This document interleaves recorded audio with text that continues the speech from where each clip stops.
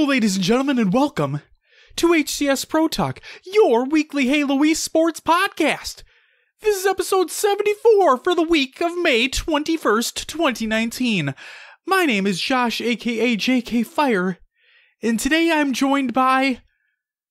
the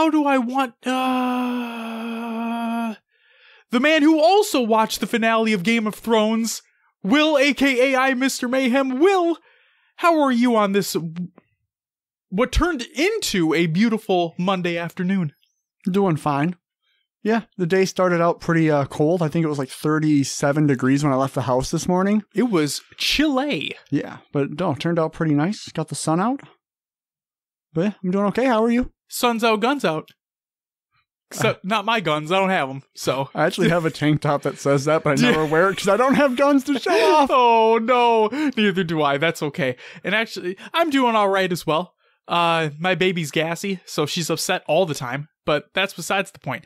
Will, before we get into what's going to come into this episode, remember how last week's theme was positivity? Yeah.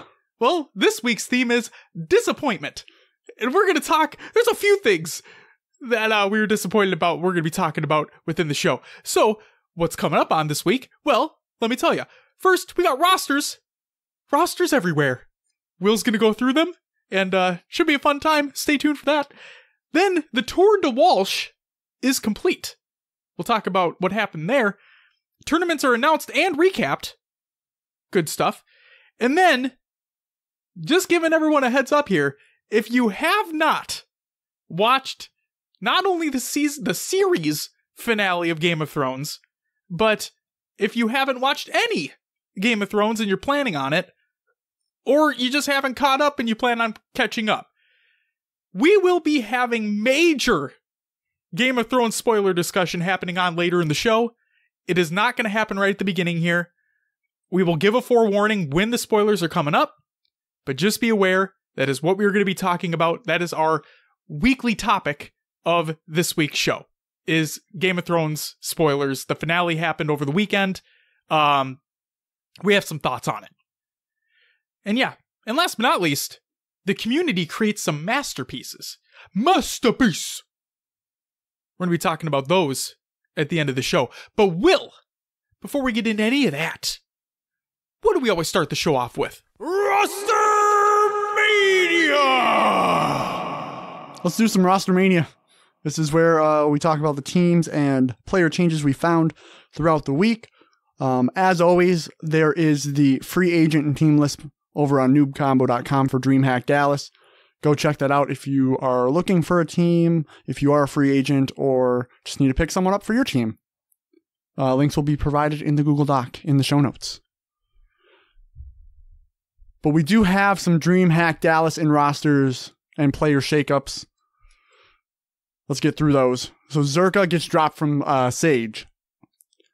Over on Twitter, it says, received some unexpected news yesterday, and now I am teamless. I currently have 250 points.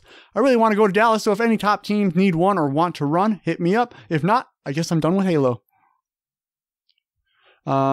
Sage Esports is now Goofy, Ryan Noob, Commonly, and Cloud. So we saw where two of the Lux players went. Jimbo's team now includes, well, the tweet from Fluxer states, Riots couldn't make it due to us being unable to find an org in time, sadly. Looking forward to seeing everyone there. So the new team is now Jimbo, Respectful, Fluxer, and Guntype. Moses' team looking for one more. Over on Twitter, he states, me, Haulers, Riots, need one more for Dallas. If anyone is interested, tweet any of us or DM. All flights and accommodations will be booked. And then Elevate exits Halo. This was a post over by Matty Rums at noobcombo.com. Tweets from Ace and Penguin state that Elevate has dropped the roster, which now leaves them without an organization to represent 2 weeks before DreamHack Dallas. Penguin states, sad to say, Elevate had to part ways with us. I completely understand why, and there are no hard feelings about it. That said, looking for a last-minute sponsor for DreamHack Dallas and possible future events. Retweets appreciated. Ace states, our team consisting of Trippy, Penguin, Neighbor, and I have unfortunately lost our sponsor last minute. So if anyone orgs might have just wanted to say, any orgs are looking to help sponsor us for DreamHack Dallas in 2 weeks, let us know. We are currently 3rd seed heading into the event. Retweets appreciated. And that, I believe, was before this final qualifier took place. So their seed may have changed. Gotcha. But at that time, it was 3rd. In addition, Neighbor has tweeted that Elevate's reasoning is that they have decided they do not want to invest in Halo 3, so we can only imagine there won't be any that we won't be seeing any other roster represent them. Neighbor also stated that the org still owes the player salary. Neighbor says they don't want to spend the money on the title, which is understandable, but the problem is they owe our team money, and I'm assuming from their lack of communication that they can just walk out freely without giving us what is owed. And what fucks us harder is that we could have been looking, or at least researching out to other orgs that might have had interest in working with us. Now we have less than 2 weeks before Dallas. Pretty cool situation. I'm not happy about it. So... disappointment number 1. Yeah. The theme of the week. If they... go ahead. Oh, no. Go. I was just going to say, if Elevate truly does owe them money, then... hurry up. All right. Other rosters we found were from the qualifiers that happened this week before DreamHack Dallas. Looks like 43 teams competed. That's a lot to run through. I've ran through a lot of these in the past. I'm going to go through the top 16 this week. Do it up. Starting off, we have Team TBD, which is Fluxmas, Jim Bosley, Respectful, and Riots. Team Reciprocity, you might know them, Lunchbox, Snipe Down, Roy, and Pistola.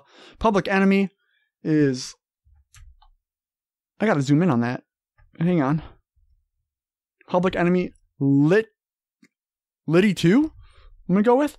Madman FG, Antelope, and Grenader. We have Pretty on Prom Night, Wikachu, Voxy, Mello, and Trevor Wagonhalls. We have Old Men, which is Piles, Thuggish Killer, Arcanum, and Posey. Infinite Academy, Hypotonic, Corruption, Glocksmith, and Chaos.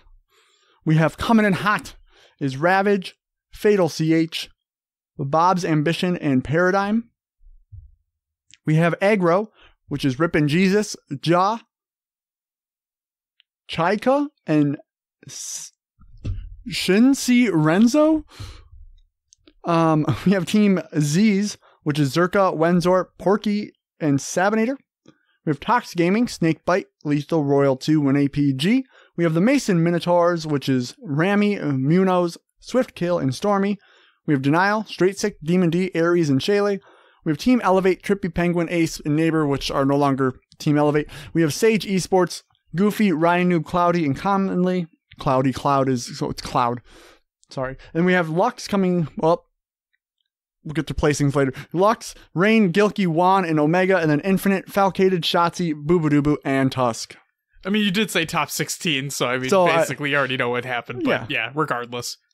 We'll talk about that later on as well. And then, Will. Oh, some breaking news. So,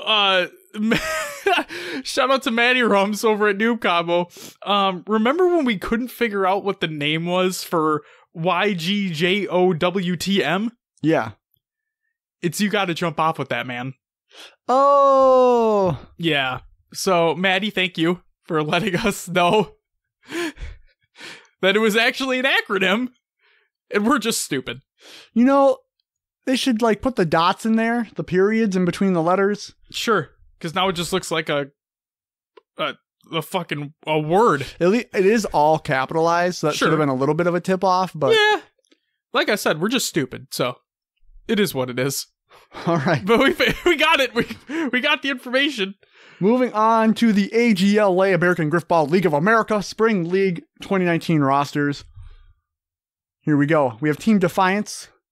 This includes Trespass, Digital Pain, Sabosaurus Rex, Thumping Hawk, the Eastbrook, and Master Chief.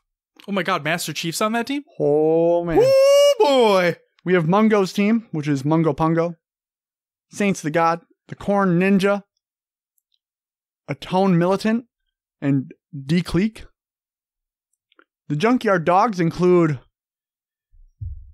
Not Before Ever, or Eva, AJ the Juice Main, Gilded Grams, Poison Pop Tart, and Caleb Loves You. Can I just say how much I like the name Gilded Grams? Gilded Grams? Yeah, like Golden Grams? Sure. Is that a play on that? That seems like a play on that, doesn't it? Sure. Yeah. Good job, Gilded Grams. We have Team Ninth Wonders. This includes Zeg, T. Rich the King, Osset, Green Thumb, and Yuxi. We have Team Truthless and the Truthless-ettes. What a name. What a name. Which includes Truthless Hero, El Diablo, Twitch TV Snipes. I wonder what that person's Twitch handle is.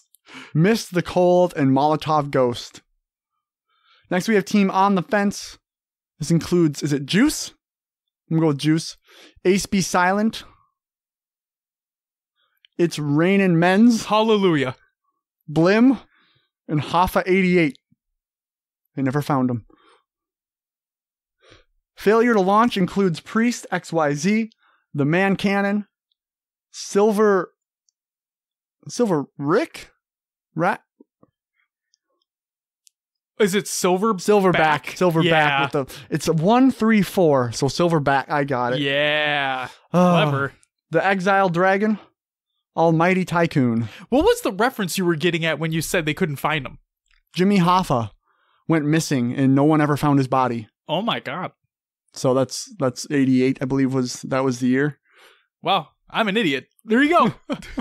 Fun facts with Will. It was rumored forever that he was buried beneath Giant Stadium. Oh. And they've dispelled that myth. It's they did the whole sonar and everything or whatever it's called into the ground and they didn't find anything that would cause an anomaly. Doc's team includes Doc Status, Tien Taylor, Elementary, Rebs, and the One Hawk. We have Team Hypist, Regressor, Blutzy.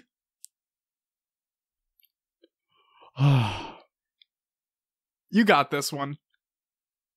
Perturbingly. Yep.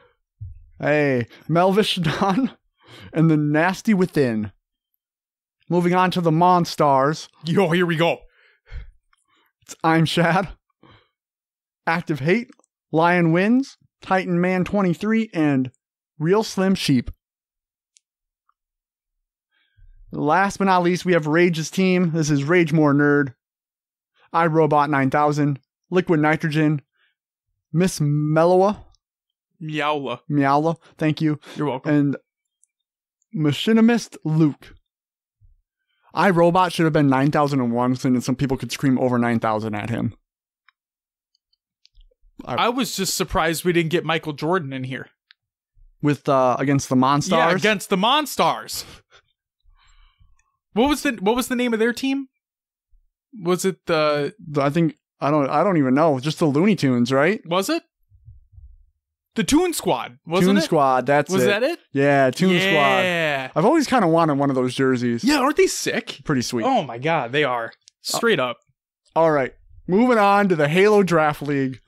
These are rosters and team names as of May 15th. But are they? That's the real question. I mean, yeah. Read through them, Will. We'll talk about it. Well, I got to zoom in again because of these tiny graphics you provided me. Hey, at least they're high res. That's true. That's true. All right, let's get into it. We have the Champion League that we always start off with. We have the Pillar of Autumn Division.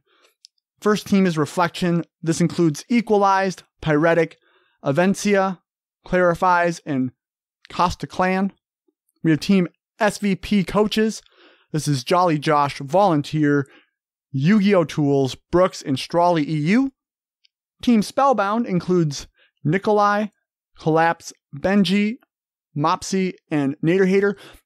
I always wondered, since we're talking Game of Thrones, if Benji is in reference to Jon Snow's uncle. Sure. Just wondering. The one who shows up like only a couple times during the entire series.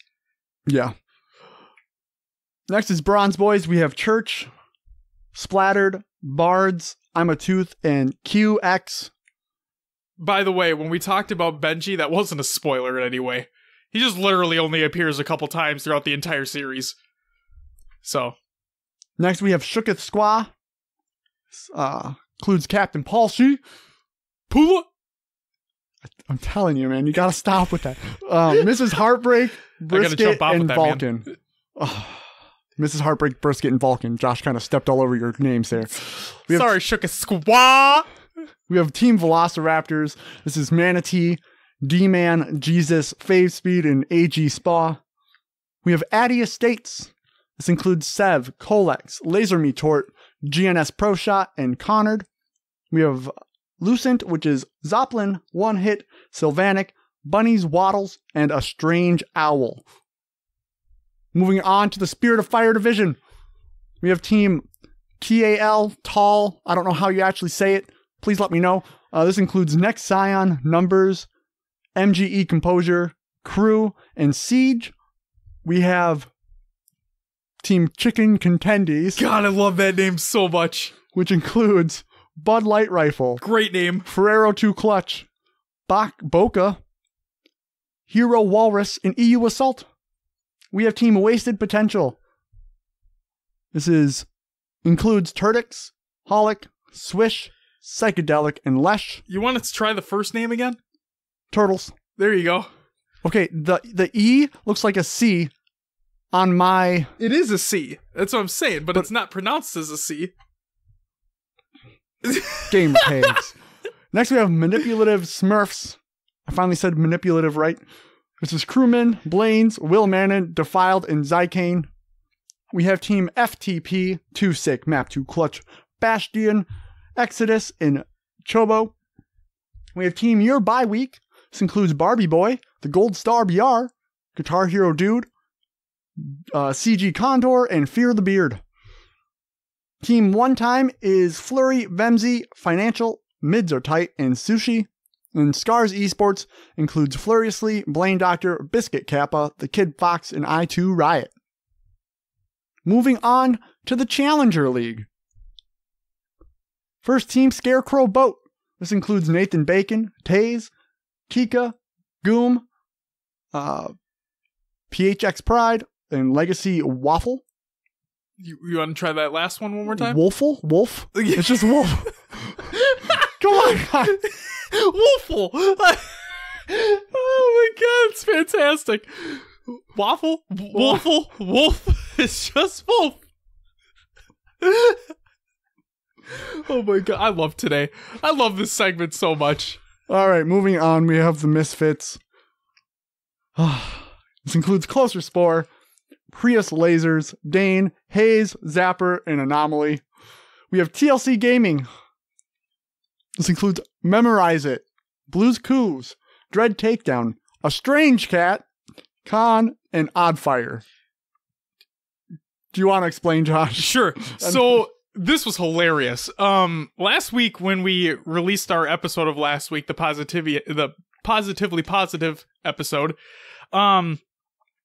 it was Memorize reached out to us on Twitter, and let me just let me see if I have this still up. I really hope I have this up. I do. Okay, so Memorize tweeted at us and said, "Just heard the Positively Positive podcast. Say that 5 times fast, lol. But you said mesmerize it and a strange cat for my team. I'm now mesmerized and a savage cat is strange. I love it." So, in other words, Will said when it was supposed to be a savage cat, he said a strange cat. So a savage cat has actually changed his name to a strange cat on the roster. Thanks, Will. And then it looks like Memorize kept his, but Will said mesmerize. Good System of a Down. Yeah. Album? Yeah. Yeah. Is it Mesmerize and Hypnotize? Right? Those are the two albums. It's been a long time, man. Oh, God. My music knowledge is falling fast.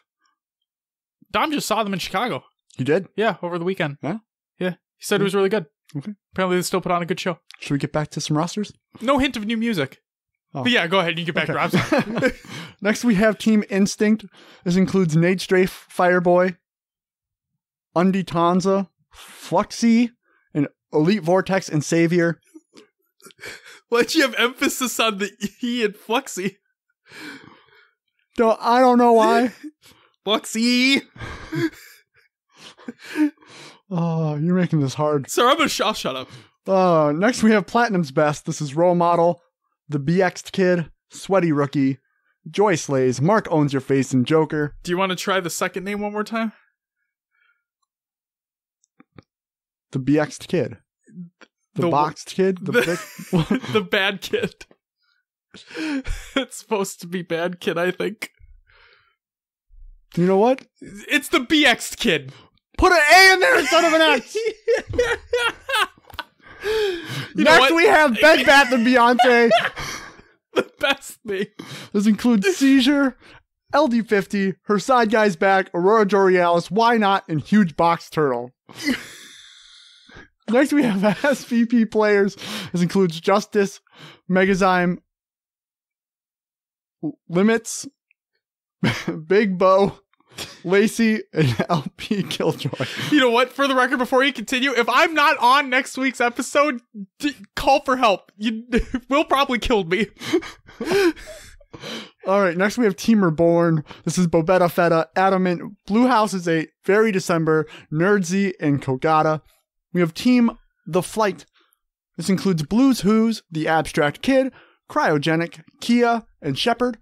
We have Snowball and Turtles, Nautilus EXG, Kabuzz, Sad Boy Search, Prince Saiyan, Quick Shot, and Legend.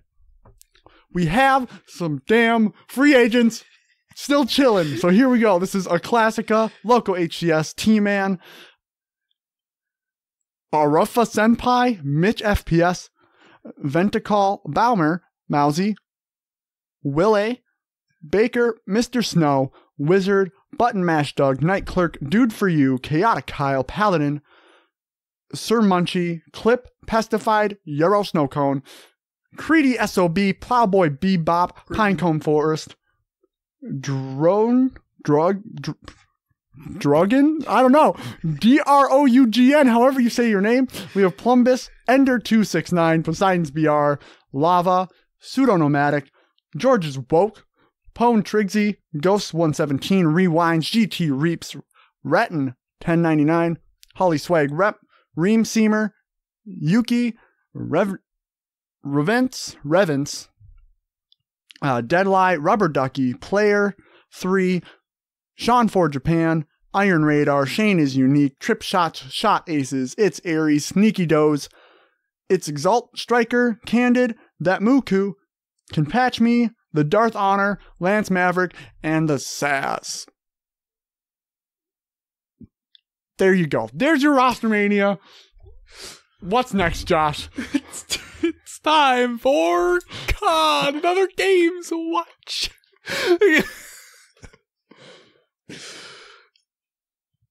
So, Will. Yeah? Before we get into the more disappointments, something happened that you were pretty interested in over the weekend. Yeah. What happened? So, Rainbow Six Pro League finals for Season 9 took place. One of, I believe, Josh's favorite orgs from Halo. Yep. That was previously in Halo. Was competing. They got to the grand finals here. It was the first time they had been there in Pro League history. The last time since Season 7 that a American team has been to the finals in Pro League history. Evil Geniuses. Yeah.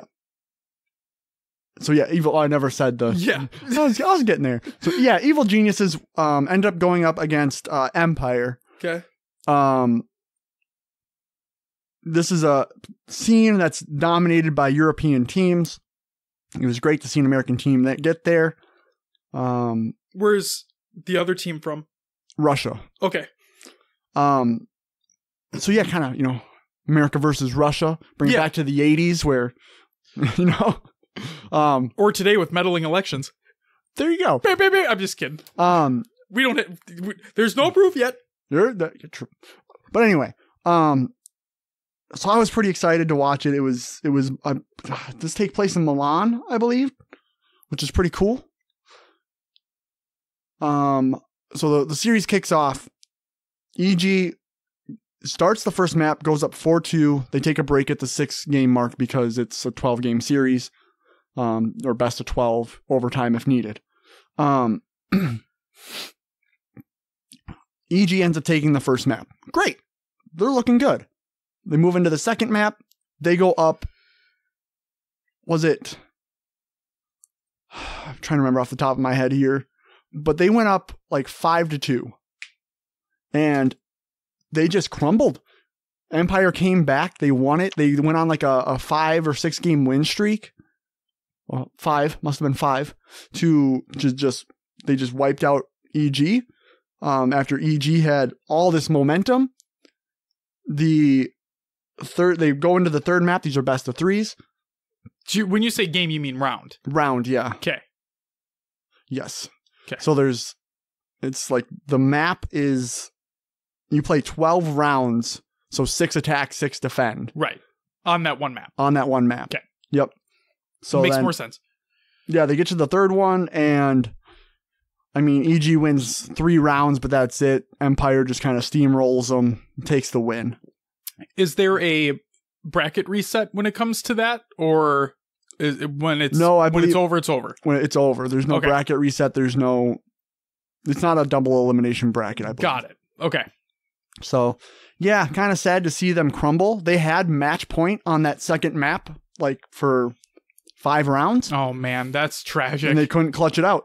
They could have won one of those rounds. They needed just one thing, like a lucky break, and they just couldn't get it. And I bet that didn't help their momentum going into game 3. Yeah. So. Yep, exactly. That's why they were just morally defeated going into that third map. You could tell that they weren't going to win just on their body language, how they were reacting, what they were doing. That losing all those rounds in a row just took it out of them, and they were done. So, yeah. Looking back at it, I mean, so for Pro League, the first place team gets $75,000. Not bad. Second place gets 30. So I mean, they still took home $30, but the fact that they were so close, $30 whole dollars. Yeah, $30,000. No, so yeah, no, sad to see them lose. I'll obviously still root for them. Right now, G2 Esports is the dominant force in that scene. They were not at this competition. Okay, is there a reason why they weren't? I think this money just isn't good enough for them. They were there last year for Season 8, and that's the only time they've taken part is for Season 8. Okay, do they just wait for like the World Championships or like what? the invitationals, the majors? So they basically have Pro League is not considered a major esport, a major for the scene. These are, I don't know if they call them minors or what, but sure. G2s basically show up at your majors, the big ones. Okay. And they have the skill to back that up. They do have the skill to back that up. Okay. They're the Tox of Halo. Rainbow Six for Halo. Rainbow Six for Halo. Yeah. Yep. No one, and like you're kind of waiting for that splice to show up to shake them up a bit, and it just hasn't happened. Okay. So. Well, maybe we'll see if there is a team that can do it at the next major. Yep, I'll be. I really enjoyed watching. One thing I noticed though is that compared to Halo, like you can watch Halo esports and learn strategies. Yeah. With Rainbow Six, it's really hard to tell what the hell they're doing because it's really a team effort and everybody plays their part. Right. And there's so many different characters. I mean, the meta has their specific people that are being used, but... Yeah, but it's really, you have to... that's heavily team-based and everyone doing their part. Right. It's kind of crazy to watch. But that's what I like about Halo is you can watch Halo esports and learn things. Yep. Whereas if you're watching... Like, when you're watching Rainbow Six... The casters can say, oh yeah, they're trying to set up in this room so that they can do this and that. But like, you really don't, I feel like it's much more relatable in Halo than they make it in Rainbow Six. Sure. I'm just happy that like the Rainbow Six esports scene is thriving. Yeah. There's a lot of teams, yeah. Seems like a lot of good prize money to be had too. So good stuff. Good stuff indeed. Anything else you want to talk about on that front before we move on? No, I'll talk a little bit more about Rainbow Six here in a minute. Okay. So there's a couple pieces of news that came out that would fit within this COD and Other Games Watch segment. But we're not going to be talking about them in depth because the stories are still ongoing and we don't have all the information as of yet. But if anyone's been on the internet recently and is paying attention to esports at all, then you probably found out at least of one of these things, if not both.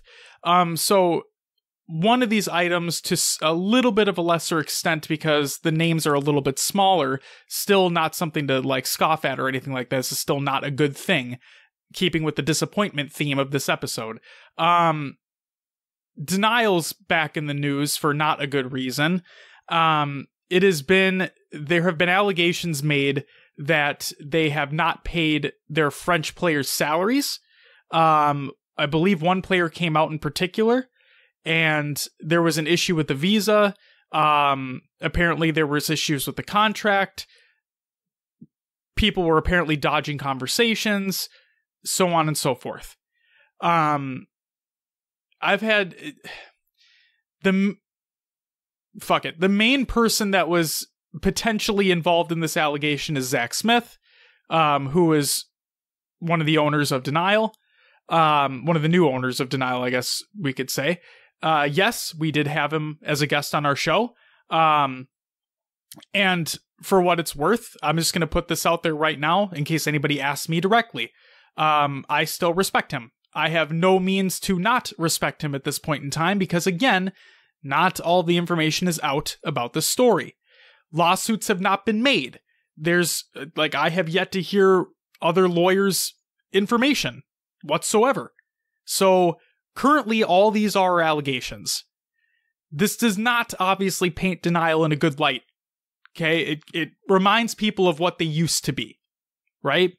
And after having Zach on the show, after talking to him directly, and after seeing what Blackbeard has been doing, what Patrick has been doing, as of right now, I have no doubt that they have the best intentions for everybody involved.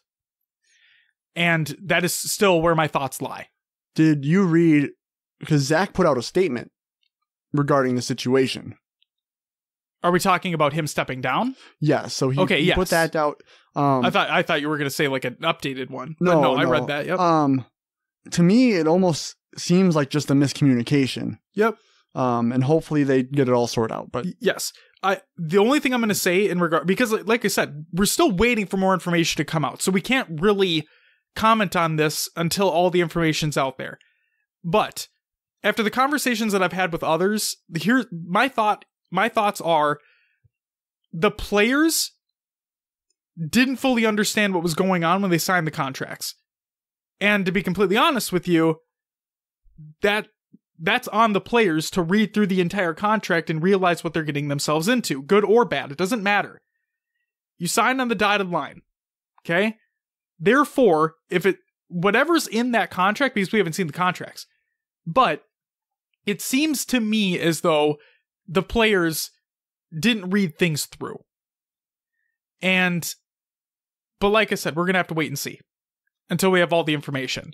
And for the record, we want what's best for the players. That's the whole point of what we talk about all the time. We want what's best for the players.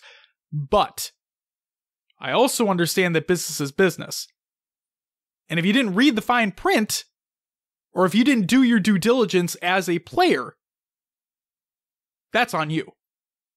But again, we're waiting for more information. I'm going to leave that one where it lie. Okay? And again, if anyone has any questions to me about Zach specifically, feel free to reach out. I'm happy to answer any and everything. But for the love of God, if you're not respectful, if you're not respectful, you can fuck off because I don't have time for it. Okay? But I will give you my full thoughts. The other piece of information, this is the one that more people probably have heard because this was trending all over Twitter today, is that Tfue, who is a professional Fortnite player for, I imagine he's still in the contract regardless of what his Twitter bio says, but for FaZe Clan, okay? He is suing FaZe Clan for what him and his lawyers state as, like, what, a manipulative contract? So on and so forth? Yeah, that seems to be the gist of it. Yeah. So and it's also false. A contract outside of the California, there's a law. California laws of representing, I don't even know, like talent agency. Okay. That's what it is. Got it. I know one of the sticking points of what Tfue was getting at was an 80-20 split. And this specifically is in regards to branded video, like brand deals, I guess you could say. Branded video, something like that. Again, we don't have all the information, but Tfue and the lawyer, one of the sticking points was that Tfue had to pay 80% of revenue from one facet of his overall ongoings to FaZe. And then he would get 20% from this one facet of his ongoings. Okay? FaZe came out with a statement. But the funny thing is that FaZe basically restated what Tfue said. Where in FaZe's statement, they did not include that they get money from those branded videos or branded deals, whatever it may be. That's the one thing they left out of their statement. So apparently actual lawyers are involved with this one. And there's a lot of Twitter beef going on as well. But again, we're going to have to wait and see before we can actually comment fully on this. Because unlike that denial debacle that's going on, and this is something I told the people as well, is that why aren't there lawyers involved with this? Like, why? This Tfue thing, Tfue's a little bit higher up, but give me a break here. Tfue comes out swinging, going to sue FaZe Clan, has a lawyer ready to go. This denial issue that's going on, I don't hear these French players having lawyers ready to go. And if there's money that's not being exchanged, that should be exchanged due to contractual obligations, that is something you bring a lawyer to the table with. If you don't have anything to back it up, what the fuck are you doing? What's the point? I don't want to get ranty. So I'm gonna leave it at that. I was trying to look for the tweet, but I can't find it now. But someone from FaZe came out and said all they've ever collected from Tfue was $60,000. Yes, and that's it. FaZe Clan statement said the same thing. And that's over him making hundreds and thousands and potentially millions through streaming and other services. So they're saying that they've only collected 60 grand off of all of his profits. So I don't know. There is a lot involved there. That's one we're going to have to wait and see where the dust settles. It seems there's never been an issue with FaZe Clan that I've seen until now. They did provide stats and proof that Tfue basically had minimal viewership on his YouTube and whatnot until they've got involved, and then it skyrocketed. Which is, it's kind of, I mean, if he's in a bad contract, sure, but then again, you just said that for the COD players. If you signed on the dotted line. Here we go. Uh-oh. Breaking news? There you go. This is FaZe Clan's original statement. Okay. And I quote, "We're shocked and disappointed to see the news of Tfue's press article and lawsuit. Over the course of our partnership with him, which began in April 2018, FaZe Clan has collected $0 in tournament winnings, $0 in Twitch revenue, $0 in YouTube revenue, and $0 from any social platform. In fact, we have only collected a total of $60,000 from our partnership, while Tfue has earned millions as a member of FaZe Clan. While contracts are different with each player, all of them, including Tfue's, have a maximum of 20% to FaZe Clan in both tournament winnings as well as content revenue, with 80% to the player. In Turner's case, neither of those have been collected by FaZe Clan. We're proud of what we've accomplished together over the past year with Turner, and will continue to support him." That's not all. They released a follow-up statement. And I quote, "After hearing the community feedback, we'd like to address the issue regarding FaZe Clan taking 80% of Tfue's brand deal earnings." Here we go. There is a clause in Tfu's original contract where FaZe Clan could take 80% of a brand deal we introduced to him. For clarity, here is that clause. Brand deals featuring the gamer that exist on gamer or company's content creation platforms, example Twitch, YouTube, or social media sites, if the deal is brought to the gamer by the company, 20% to gamer and 80% to the company. Let us be clear that we have never collected on that clause from Tfu or any other FaZe Clan member. These original agreements were created by a previous legal team, and every new agreement since last summer has maximum 20% to FaZe Clan and 80% to the gamer. As for Tfu, starting as far back as September, we have been working directly with him and his attorney to dramatically improve his contract. We have offered numerous versions of an improved contract, some with even a seven-figure dollar bonus. Some with FaZe Clan taking 0% from Tfu's earnings, every one of which has been rejected or ignored. We're not done. In every corner of sports and entertainment, deals are made based on the perceived value of the talent and the opportunity at the time of signing. When talent starts to show dramatic improvement in value, it's a common practice to renegotiate based on that new value. This happens in sports, music, film, TV, and certainly now in esports and gaming. FaZe Clan has made every effort to respond to Tfu's massive success fairly and accordingly. To be clear, in the last several months, we have encouraged and supported any FaZe member interested in hiring a third-party manager and/or agent. We know that this incredible and explosive industry, including gaming orbs, would benefit from increased professionalism in every aspect of representation. We appreciate the outgoing of support from our fans, FaZe members, and the rest of the industry. We always have and always will strive to treat FaZe Clan as a family.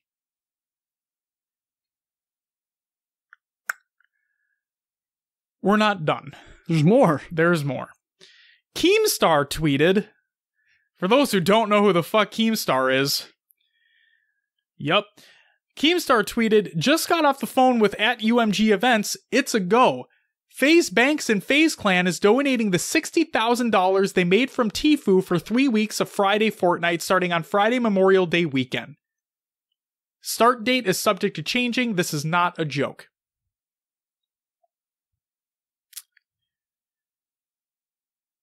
So, and then FaZe Banks stated, you have a deal. FaZe Clan will sponsor the event for $60,000 so we can officially be at $0 total money earned from Tfu. I don't want his money, never fucking did. This isn't a joke, run it. I believe it was Banks who kind of went on a tirade. Oh, he wasn't Twitter. the only one. He was not the only one. So, I mean, if what FaZe is saying is true, it sounds like Tfu's just trying to get out of a contract. It really... Okay. Now, again, we don't have all of the information as of yet, but based off FaZe's statement there, and literally showing the clause, we have not seen the whole contract. Right. But... I mean, that's...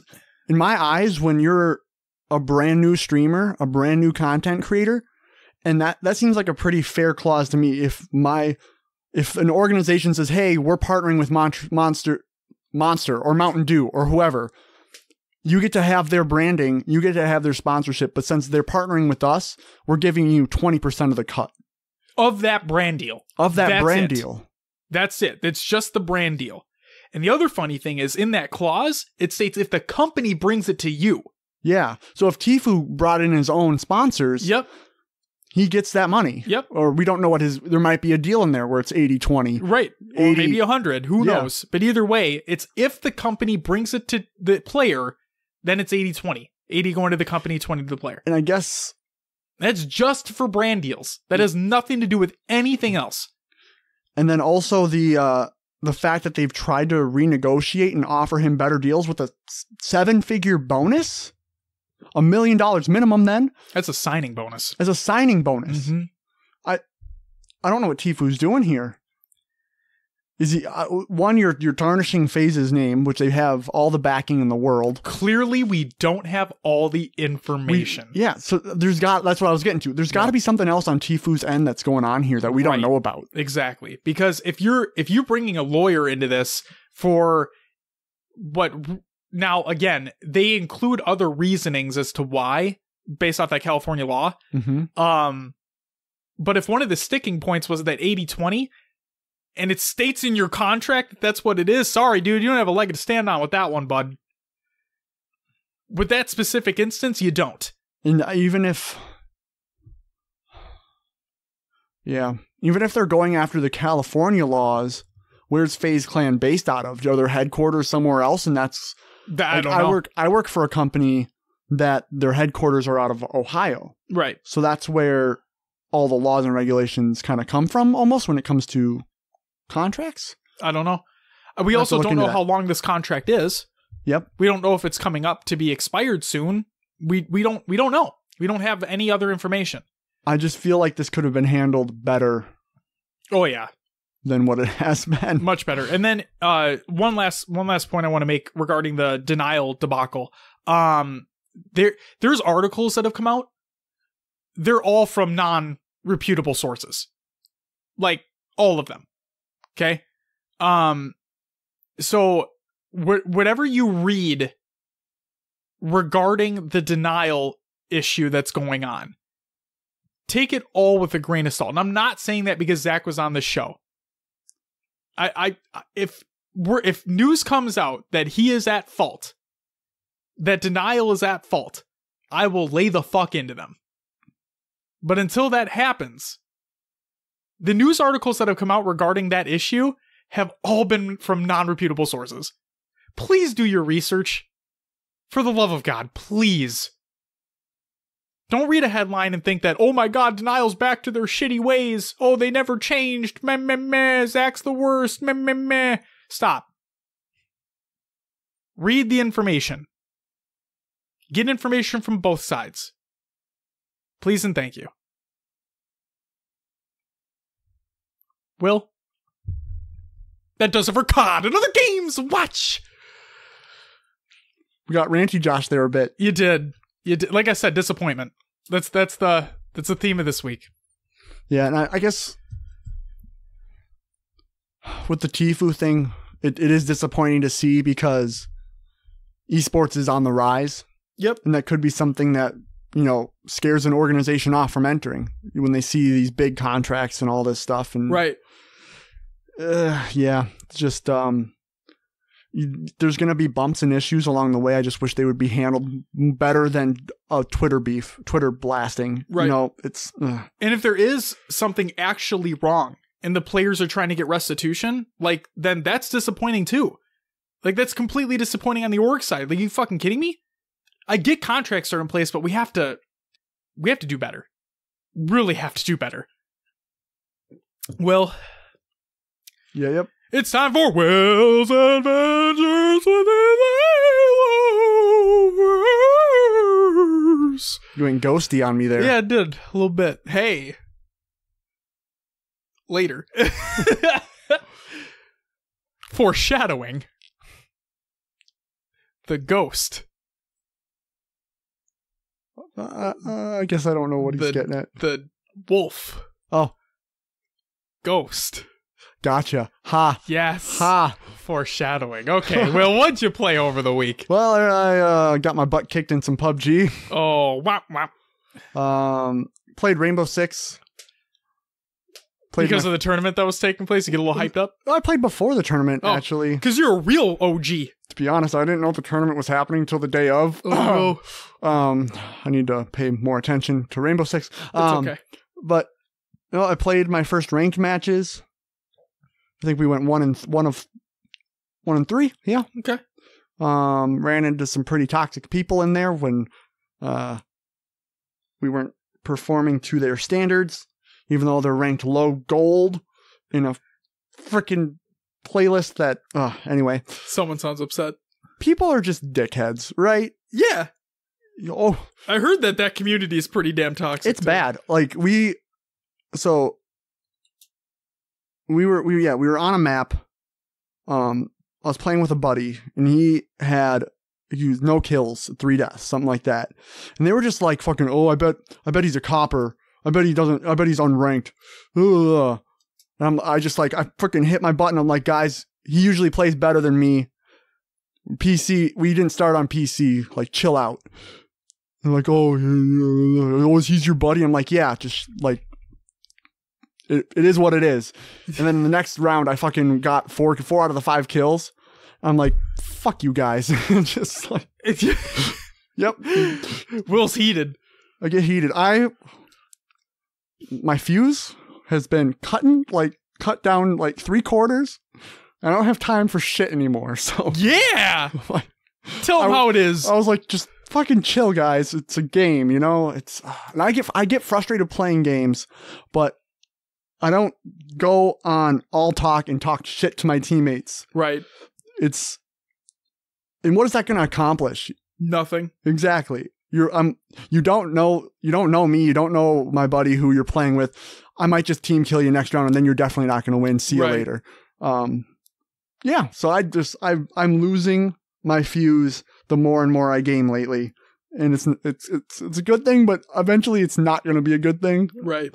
I feel like I'm going to snap one of these days, and I'll be the guy yelling at someone else. I did play some Halo 5, some ranked Slayer. I can't get above gold 6, not gold 6, plat 6. To say, whoo. Especially when I'm matching up against high onyxes for some goddamn reason. It's pissing me off because the onyxes just like, it was literally, we had 2 plats and 2 onyxes on our team, but we weren't running as a team. They obviously were. Yeah. All 4 of them, and we just got slaughtered. What the fuck am I supposed to do? That happens frequently. Yeah, it's just Halo 5's low population, and you just got to play through the game. And I took a freaking big hit for it because we had onyxes on our team. Went down a whole rank. Jesus. Almost a whole rank in platinum, it felt like. You know, I'm going off the visual, the bar, whatever. It felt like a whole freaking rank. So, Halo 5, I love playing it. I want to be better at it, but it frustrates me when I run into those situations. I hear you. And I played one other game, and I've been trying to think of it all day, and I can't remember what game I played. Must have not been that important. Must not been. So I don't remember. Okay. Well, if it comes back to you, let me know. All right. What did you play this week? I played Final Fantasy 14 for a hot minute, and by a hot minute, I mean like probably a half hour. And then I also played Halo MCC and the Tour de Walsh. So, for those who don't know what a Tour de Walsh is, it is a free-for-all game, Halo 2, midship, where the first person to 1,000 kills wins. We started at 7:30 p.m. Central Time, and we ended at 11:30 p.m. Central Time, so we played for a little over 4 hours straight, really. Because there was a little bit of a warm-up beforehand. But yeah, we played for a little bit over 4 hours straight in one match, and I actually had a good time. Believe it or not. So I had to do I had to join a Discord call for Halo Bowl 2019. And the funniest thing was, during that Discord call is when I went off during the actual game. And I muted the party like while I was in the Discord call, but I was still playing, obviously. I come back, okay? And when I came back, I forgot who I killed right before I killed Scud. Of course it was Scud. So I kill him right before I unmute like the party again after being off the call, and I lost my shit because I was doing really, really well. But no, it was a good time. So I said this multiple times during the game, but my pinky started cramping really badly on my right hand. And I don't know what it is, but like I grip my controller pretty firmly. Okay, that's why I can't use the paddles on the Elite controller because they press too easily. So like I grip my controller, but like I don't damage them or anything like that. I just grip them harder. But yeah, my right pinky just cramps, and playing for 4 hours straight, it just sucked. But it is what it is. Overall, it was a great time.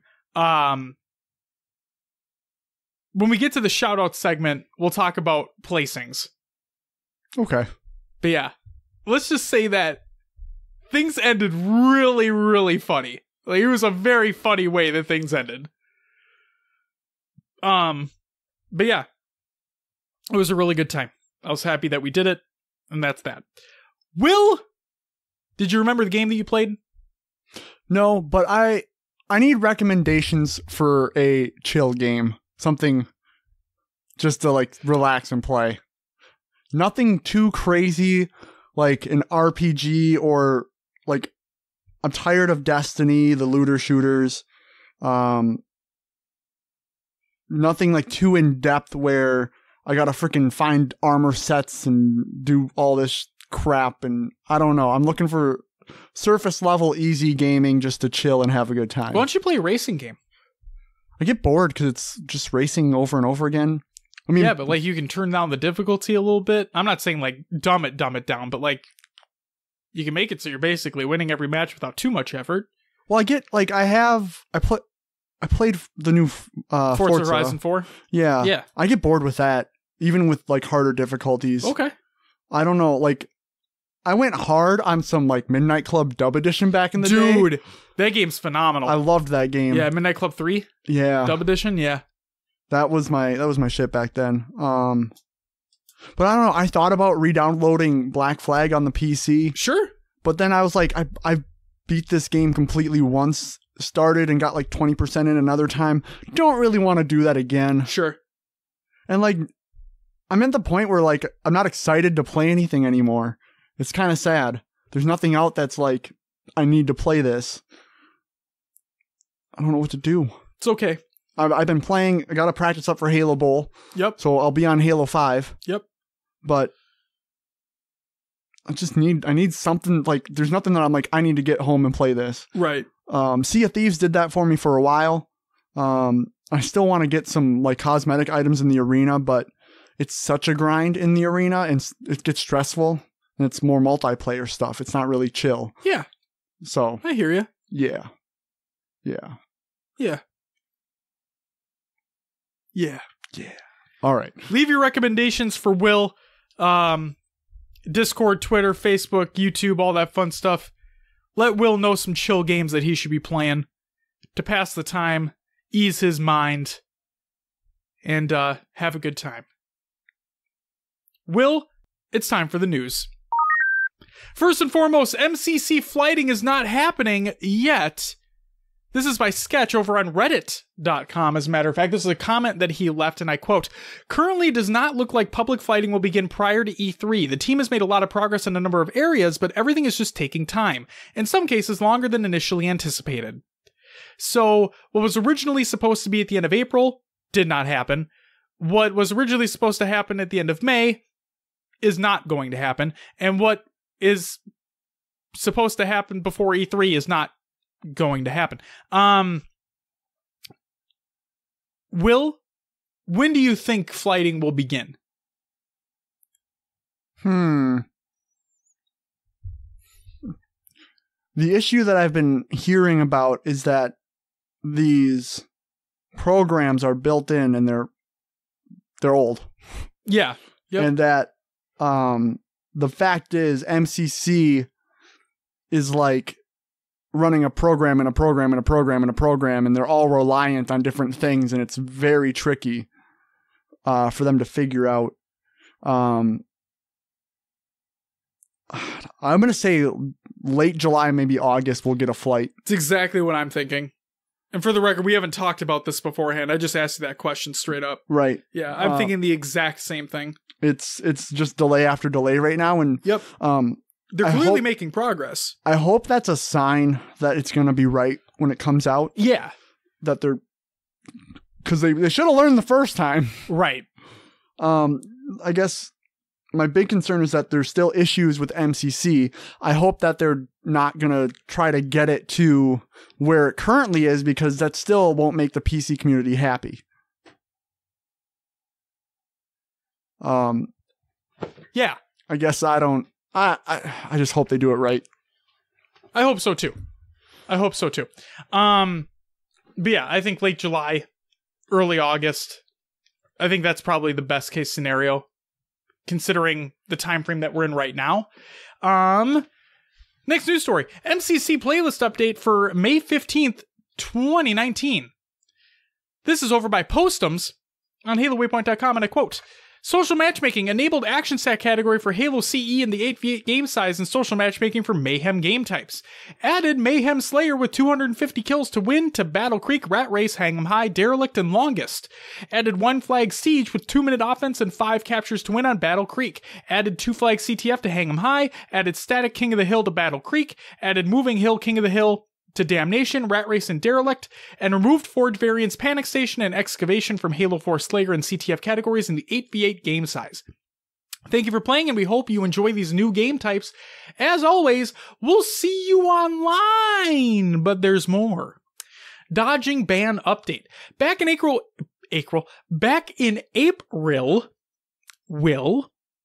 we mentioned that we were investigating updating ban rules for various scenarios. Yesterday, we brought online bans for dodging for any player who quits after the match has been locked in. This means even prior to the loading screen during the matching player scenario, players who dodge will receive quit bans appropriately now. There are 2 caveats to this update. However, first, if the match you dodge out of hasn't finished, there are scenarios where you can still search and find a new match and complete it before receiving a ban. This is due to the ban system waiting for the match to end in order to check for missing players and ban accordingly. The second is that the rule which allows a player to quit without a penalty after half your team has quit is based off of the number of users who are present when the game starts rather than when the match is formed. This means that if a user quits from the loading screen, the next 2 players who quit from that player's team will receive bans. The team is investigating ways to resolve this and will update in the future if a fix can be implemented. That is that. That's it for the regular news. How about some competitive news? First and foremost, Belong Manchester announces a Halo tournament. This is by Belong Manchester on Twitter.com, and I quote, Halo 3 4v4 tournament June 1st and June 8th. The arenas that are participating are Kingston, Craigavon, and York. So if you're interested, go to the tweet and in the Google Doc of the show notes of the show and let them know you're interested. Next up, Halo Project Brazil Championship seasons have been announced. This is by Maddie Rums over on noobcombo.com. Shout out to you, Maddie. And I quote, Halo Project Brazil has announced their plans for the remainder of 2019. They will be holding 3 seasons of Halo 3 and Halo 5 tournaments with 5 tournaments in each season. The schedule is as follows. Note that the number of players will determine the format. For Season 1, May 25th is a Halo 3 2v2. June 8th, a Halo 5 2v2. June 22nd, a Halo 5 free-for-all. July 6th, a Halo 3 2v2 or 4v4. And July 20th, a Halo 5 2v2 or 4v4. For Season 2, August 3rd is a Halo 3 2v2. August 24th, a Halo 5 2v2. September 14th, a Halo 5 free-for-all. September 28th, a Halo 3 2v2 or 4v4. And October 19th, a Halo 5 2v2 or 4v4. And finally, for Season 3, November 2nd, a Halo 3 2v2. November 16th, a Halo 5 2v2. November 30th, a Halo 5 free-for-all. December 14th, a Halo 3 2v2 or 4v4. And finally, December 28th, a Halo 5 2v2 or 4v4. You can check out the link in the Google Doc of the show for all of the information. Next up, Veronica and O Acuity are setting up a Halo 5 tournament. This is a tweet from Veronica, and I quote, working on organizing a ladies Halo 5 4v4. We've already obtained some funding. If any orgs or people would be interested in helping with funds or prizes, G Fuel controllers, headsets, etc., that would be most appreciated. DM, QT, or myself if interested in helping. And finally, the last piece of news, SWAT Nation announces 2 brand new tournaments. This is by SWAT Nation over on swatnation.net/events. First event is, so you think you can snipe? Snipers, SWAT Nation? What? Yes, we're co-hosting our first Snipers tourney. Snipers and SWAT are related, both need high accuracy to land those one-hit kill headshots. The bigger and badder DMR cousin joins the party for an exciting and unique tourney, only like SWAT Nation can do it. Teams will compete for their piece of a $500 initial prize pool. Additional contributions to increase the prize pool are more than welcome. We have a 2v2 SWAT, snipers tourney where you pick your teammate to spot and snipe the enemy. Leave no survivors. To spice things up, the weapon for this tourney is the trustworthy and deadly sniper rifle. The maps included are Plaza, Regret, Coliseum, Refuge, The Rig, The Pit, Eden, and Uncaged. The tourney will take place on Saturday, June 1st, 2019 at 2 p.m. Eastern Standard Time. Registration deadline is Thursday, May 30th, 2019 at 9 p.m. Eastern Standard Time. Bracket will also be posted immediately after the deadline, same date and time, on stream at twitch.tv/naptimes with a Z. The rules for this and all other SWAT Nation tournaments can be found in the rules page. It'll be in the link. And you can sign up at the bottom of the page, enter your 2 team members along with your team name. But that's not all. They also have a 3v3 summer SWAT off. Beach, friends, and good times. The summer is calling and we welcome it with some hot SWAT competition. Teams will compete for their piece of $500 initial prize pool. Additional contributions to increase the prize pool are more than welcome. MVP of the event will be awarded an amazing SWAT Nation poster provided by Naptimes. We have a 3v3 random trio SWAT tourney where Spartans are drawn out of a hat to assemble your fire team. Another great opportunity to meet other members of the community, practice together, and make new friends. All of this fueled by friendly competition. To spice things up, the weapons for this tourney are all standard SWAT guns. The maps included are to be announced at this time. The tourney will take place on Saturday, June 22nd, 2019 at 2 p.m. Eastern Standard Time. Registration deadline is Thursday, June 20th, 2019 at 8 p.m. Eastern Standard Time, and bracket and raffle will also be done immediately after the deadline on stream at twitch.tv/naptimes with a Z. Rules and registration information can be found in the link of the Google Doc of the show. Will, that does it for the news. What do you got for some tournament results? All right, let's get into some tournament results.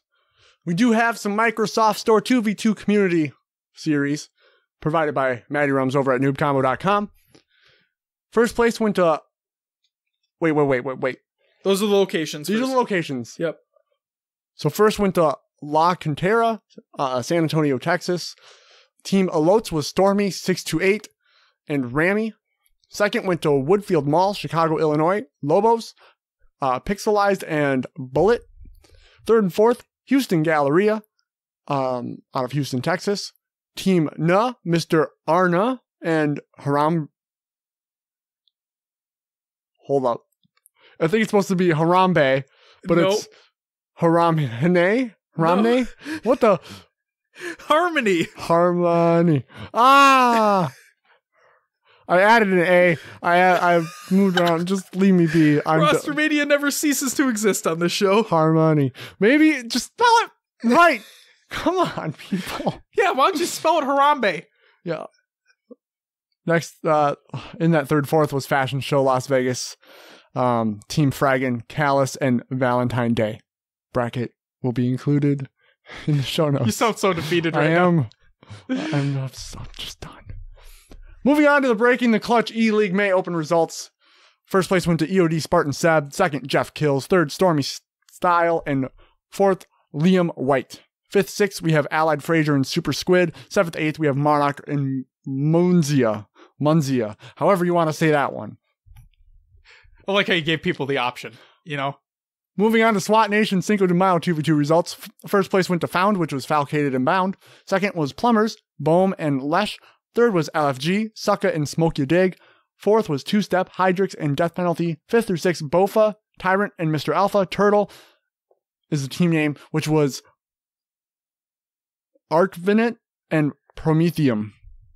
Seventh and eighth was Cruise, which included Me Chewy and Mastery. And then Drip Too Hard, NWK, and Drip Double. Moving on to the UGC DreamHack Dallas final qualifier results. First place went to Infinite. Second went to Lux Gaming. Third through fourth was Sage Esports and Aces team. Fifth through eighth was Tox, Mason, Minotaurs, Denial, and Z's.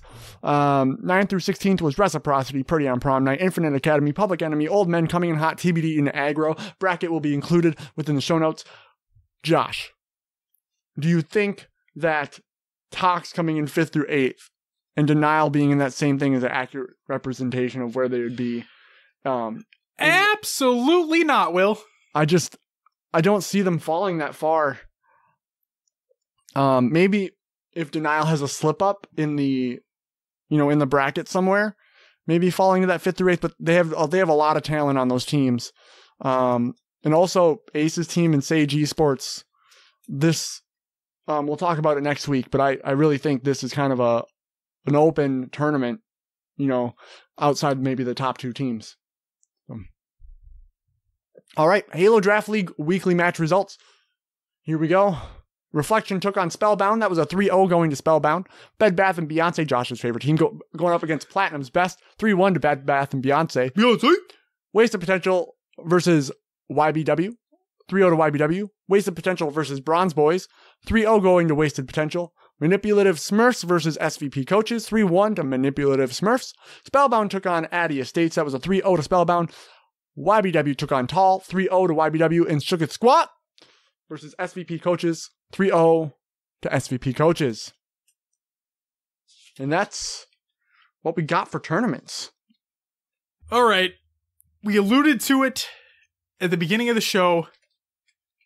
So, before we get into it, disclaimer. You have currently reached the segment of the show where we are going to be talking heavily about Game of Thrones spoilers. If you are any at all interested in watching Game of Thrones and you have not seen Game of Thrones or the series finale of Game of Thrones or anything of Game of Thrones and you don't want to be spoiled, then we'll come back and we'll, I don't know what Will just said on the piece of paper, but we'll come back and we'll tell you when the spoilers are done. That's what we'll do. So, spoiler warning, we're going to talk about it. Will, did you want to lead into the show with something? What do you got? All right. So starting now, this is our Game of Thrones section. Yes. We were going to have a weekly topic, but we didn't. This is our weekly topic. This is HCS Pro Talk, Game of Thrones. We are HCS Pro Talk. First of its name, king of the podcast, tweeter of news, and bringer of rosters.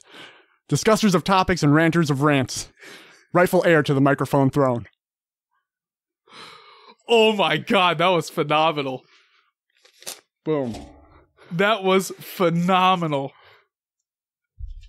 So let's, final season of Game of Thrones just aired. We're obviously big fans. It did. And we are. Are we big fans after it? We'll have to find out. We'll have to wait and see.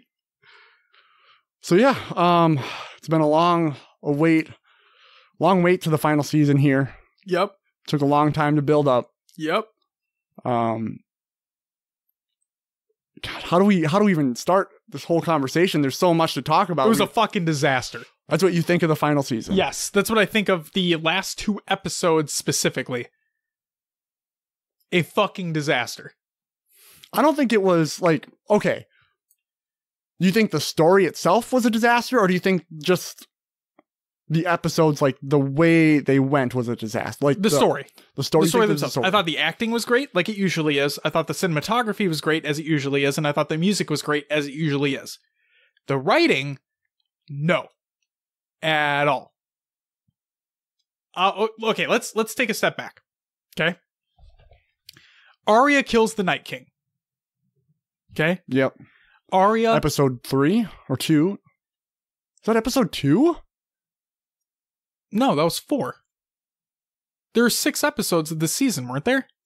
Yeah. Yeah, it was episode 4. No, 4 was the episode... So episode 1, setting up for the Battle of Winterfell. Episode 2, Battle of Winterfell. Episode 3.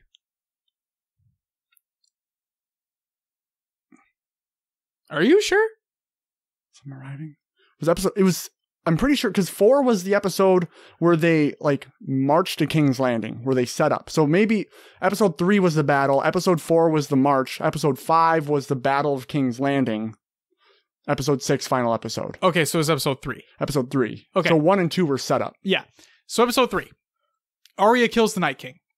Arya, the no-face god. Right? I mean, she's not a god. She just learned their tactics. I mean, hey, she basically turned into that. Okay? She kills the Night King. Kind of in a weird fashion. The fact that nobody saw her coming, that was kind of weird. But either way, she kills the Night King. Oh my god, Arya's the biggest badass of them all. This is so great. She's gonna kill Cersei. It's gonna be awesome. Okay? I think you're stuck on this point. Oh, this pissed me off. So she goes with the Hound to go to King's Landing, sneaks into the castle, and she's going to go kill Cersei, while the Hound is going to go kill his big brother. Right? Is it his big brother or little brother? Yeah, his big brother. 'Kay. Little brother, maybe not. I don't know. Either way, Big the brother. Clegane, the other Clegane. Yep. The Mountain. Okay? He's going to go kill him. And for those who don't know, the Mountain is a zombie. Like, he's a zombie. So, they're walking in, everything's going to be great. She's going to go kill Cersei, it's going to be awesome. And then the Hound's like, nah, you shouldn't do that. You should go away. Like, you don't need to be here. You should go. And she's like, you're right. I shouldn't be here. You're right. I'm going to go. I'll see you later. Have a good one. I'm out. And she dips. Okay? She went from being the ultimate badass to being the biggest bitch in the span of 2 sentences with the Hound. I mean, you got to look at circumstances too. It's the building was collapsing on top of them as they were speaking. Sure, but not to like the result of what happened after the fact. We're going to get to that too, because oh man, did that piss me off in this episode. Oh boy. I think I don't think there's anything wrong with what they told as the story. The fact that it wasn't, I think the story points weren't bad. It was the fact that they rushed them, that they only had so much time and they pushed them through quick. Yes, that's the problem. So like I said, I think that Arya, the actress, did a great job with what she was given. I just think that the character that she was building up to be that entire time was just crumbled in an instant. As with a bunch of other characters that we'll talk about. But yes, I am stuck on that. Because hasn't Game of Thrones always been not the expected, though? Like, at that point, you would expect Arya to do all that, but Game of Thrones has always been not the expected. Okay, I hear you. But couldn't they have done something different? Like, she still didn't need to kill Cersei. She didn't need to be the person that kills Cersei. But there could have been a way better build-up to her not killing her. But instead, it was literally the Hound telling her to go away. That she shouldn't be there. And she's like, okay. See you later. It's literally what happened. Not word for word, but that's what happened.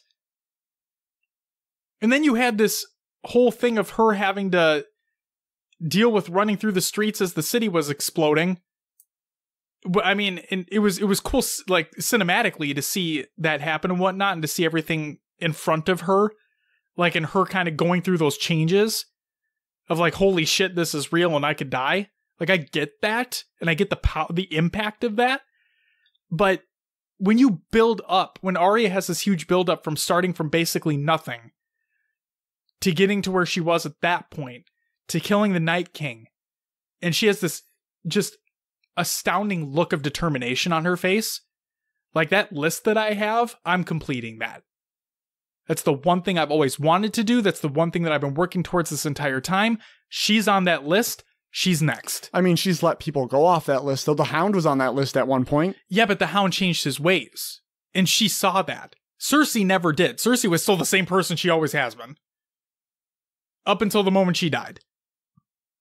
Which was the dumbest thing ever. We'll talk about that too. But no, I get what you're saying about Arya.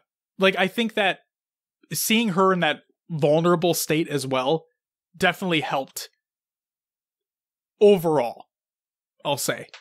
But it's just upsetting to me that it took that drastic of a change right then and there.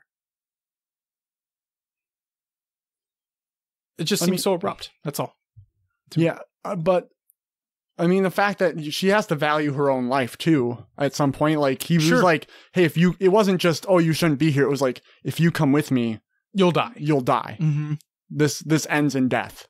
And I think that's more powerful than her list. Right, but it still surprises me because she's never listened to him before. Like, she's never fully taken his word for it. Like, what? Didn't she leave him to die? Yeah. At one point in time? Yeah, when him and Brienne of Tarth had that fight. Yeah. Yeah, she left him to die, but he survived that, and like you said, he obviously changed, right, to a certain extent. Yeah, it feels like he did. He was still coming to terms with himself. Yeah. I don't think the story points were wrong. I just think it was very rushed, and that they should have had at least a season or two more to draw it out. Yeah, because that's what made Game of Thrones so great before, was seasons 1 through 6 is you saw all the elaborateness of all these small plans coming together and forming and going through it. Yes. And then all of a sudden it's bang, bang, bang, done. Yep. And I believe the writers did say that they wanted to be done. Yeah. And that's why they stopped it so abruptly. It's because they were ready to be done. I'm going to shit on the writers right now. Go ahead. They ran out of source material. The books are done. They're like, I don't know what to do. Let's just make an ending and let's be done with it, because we don't have that backing anymore. I feel like I don't know if it's just that they weren't competent enough to finish it out and draw it out like it should have been. And I guess, like, if you wrote a show like that for 7 seasons, yeah, how can you not see things through to the end? Yeah. How can you not see? Yeah, exactly. That's the right words. How can you not see it through completely as it should have been? It was a abrupt, we're out. I was going to say, because money couldn't have been an issue. No, HBO would have probably thrown money left and right at this absolutely. thing. It's their biggest moneymaker. People are going to cancel their subscriptions now. Yeah. That's why they showed off the new trailer for Westworld Season 3 and The Watchmen. Yeah. Is because they want people to keep their subscriptions. Oh, Aaron Paul's on the screen? Oh, he's from Breaking Bad? I mean, drew my interest. I love Aaron Paul. No, I like Westworld, so I thought it was a win-win. But it's just... Now, they did have a sit-down session with George R.R. Martin and George told them what the ending is going to be. Yeah. So they knew what the ending was at a point in time. But George was basically like, just go. Like, run with it. So, okay. The Hound and Mountain fight. You think was bad. I think it was fucking terrible. Did you hear what happened? The writers said, oh, well, we knew he had to die by fire. But we just didn't know how to... They said something to the point, like, they knew that he needed to die by fire, but they basically just made that happen. Like, that was it. There was to me, and I believe there wasn't much thought behind that fight on the staircase. Yeah. No, I can agree to that. It could have been so much better. It could have been so much better, but yes, it makes sense that the Hound would die by fire and that Clegane, the mountain would go with him. Yeah. But yeah, that was, and like my favorite part of that whole fight wasn't anything about the fight itself. It's the way Cersei like scooted. Yeah, it's like I was like, that's like the most Minnesotan thing ever. Excuse me, let me just squeeze through here part, like she's just like, around the side. It just irritates me. I just thought of this now, like, realistically, the Hound could have just fucking ended her right there. Cersei? Yep. Oh yeah, sure. Could have just taken care of business right then and there. But nope. I gotta take care of my big bro first. And kill myself in the process. Because that's cool. The one thing I was happy about in regards to this fight is that we got to see the Mountain's face. Oh yeah. It's something I've been waiting for a long time. And man, was he fucked up. Yeah. Oh yeah. Anything else you want to talk about the Mountain Hound fight before we move on to another big one? I was fine with it. Except for the fact, like, you're right. It just, everything seems so forced. Like it. Yeah. That. I guess the Hound has never really cared for his life. No. He's always said, oh, just kill me, just whatever. Yep. Leave me here to die. You know what? Right. He's wanted to die multiple times. He's wanted to die. So the fact that he like took his brother out with him, and by fire, a little bit of poetic justice there. But yeah, the scene felt forced. It seemed out of place. Yes. I go back and forth where like it is what it is. You know, it's not going to be different. It's not going to be different. No. So I have to be okay with it, but I'm not satisfied by it. Yes. All right. Cersei and Jaime. They, again, I don't know what the writers were told, but it's, again, a little bit more poetic justice. They came into the world together. They went out together. They were lovers. 3 kids that all died. You know, it seemed like it was coming down to where Arya or Daenerys or even Jon would kill Cersei. So, little backstory. From what I've been told, the actor that plays Jaime was fighting with the writers the whole time about the way his character arc was going. Yeah. Jaime, this brings me the whole back to the Arya thing. Jaime was being built up to taking ownership of what he's done in the past, owning up to it, and moving on and becoming a better person. And then, when Brienne confronts him, he says, "My sister's terrible. I am too. Deuces!" And he goes to die with her. And you know what the funny thing is about that death, Will? What happened in the series finale when Tyrion Lannister crawled through the rubble to go find his dead brother and dead sister? What happened? Did you notice that not 30 feet in the other direction, there was no rubble on the ground? Oh, how it all collapsed in one spot? Yeah. Is that what you're saying? Yeah. Did you notice that they could have literally just stepped a few steps to the side and they wouldn't have been impacted at all? The way that scene looked, it looked like the whole building had collapsed. Yeah, it did, didn't it? Like Tyrion wouldn't have been able to get down there. Right, but what the fuck happened? I thought that was one of the dumbest deaths that I've ever seen. Just, period. Like, are you fucking kidding me? I was actually kind of almost hoping they would escape. Because then it would have just been like when Jaime killed the Mad King and the Targaryens escaped. Yep. It would have just been like the same thing. It kind of would have been that cycle. Right. What's the rule about Game of Thrones? Nobody's dead unless you see them die. Yeah. And frankly, for what it's worth, we didn't technically see them die until yesterday. Yeah. Yep. Yeah, kind of pointless deaths. It would have been... Varys didn't need to die the way he did. But Daenerys is a douche, so... I mean, that all went along with her seeing everything crumble around her. As she started to lose it a little bit, not believing that Jon loved her, that Tyrion was turning on her. She kind of... And the funny thing is they all would have been with her until she started to have these thoughts. Well, it all started with, what, Missandei getting...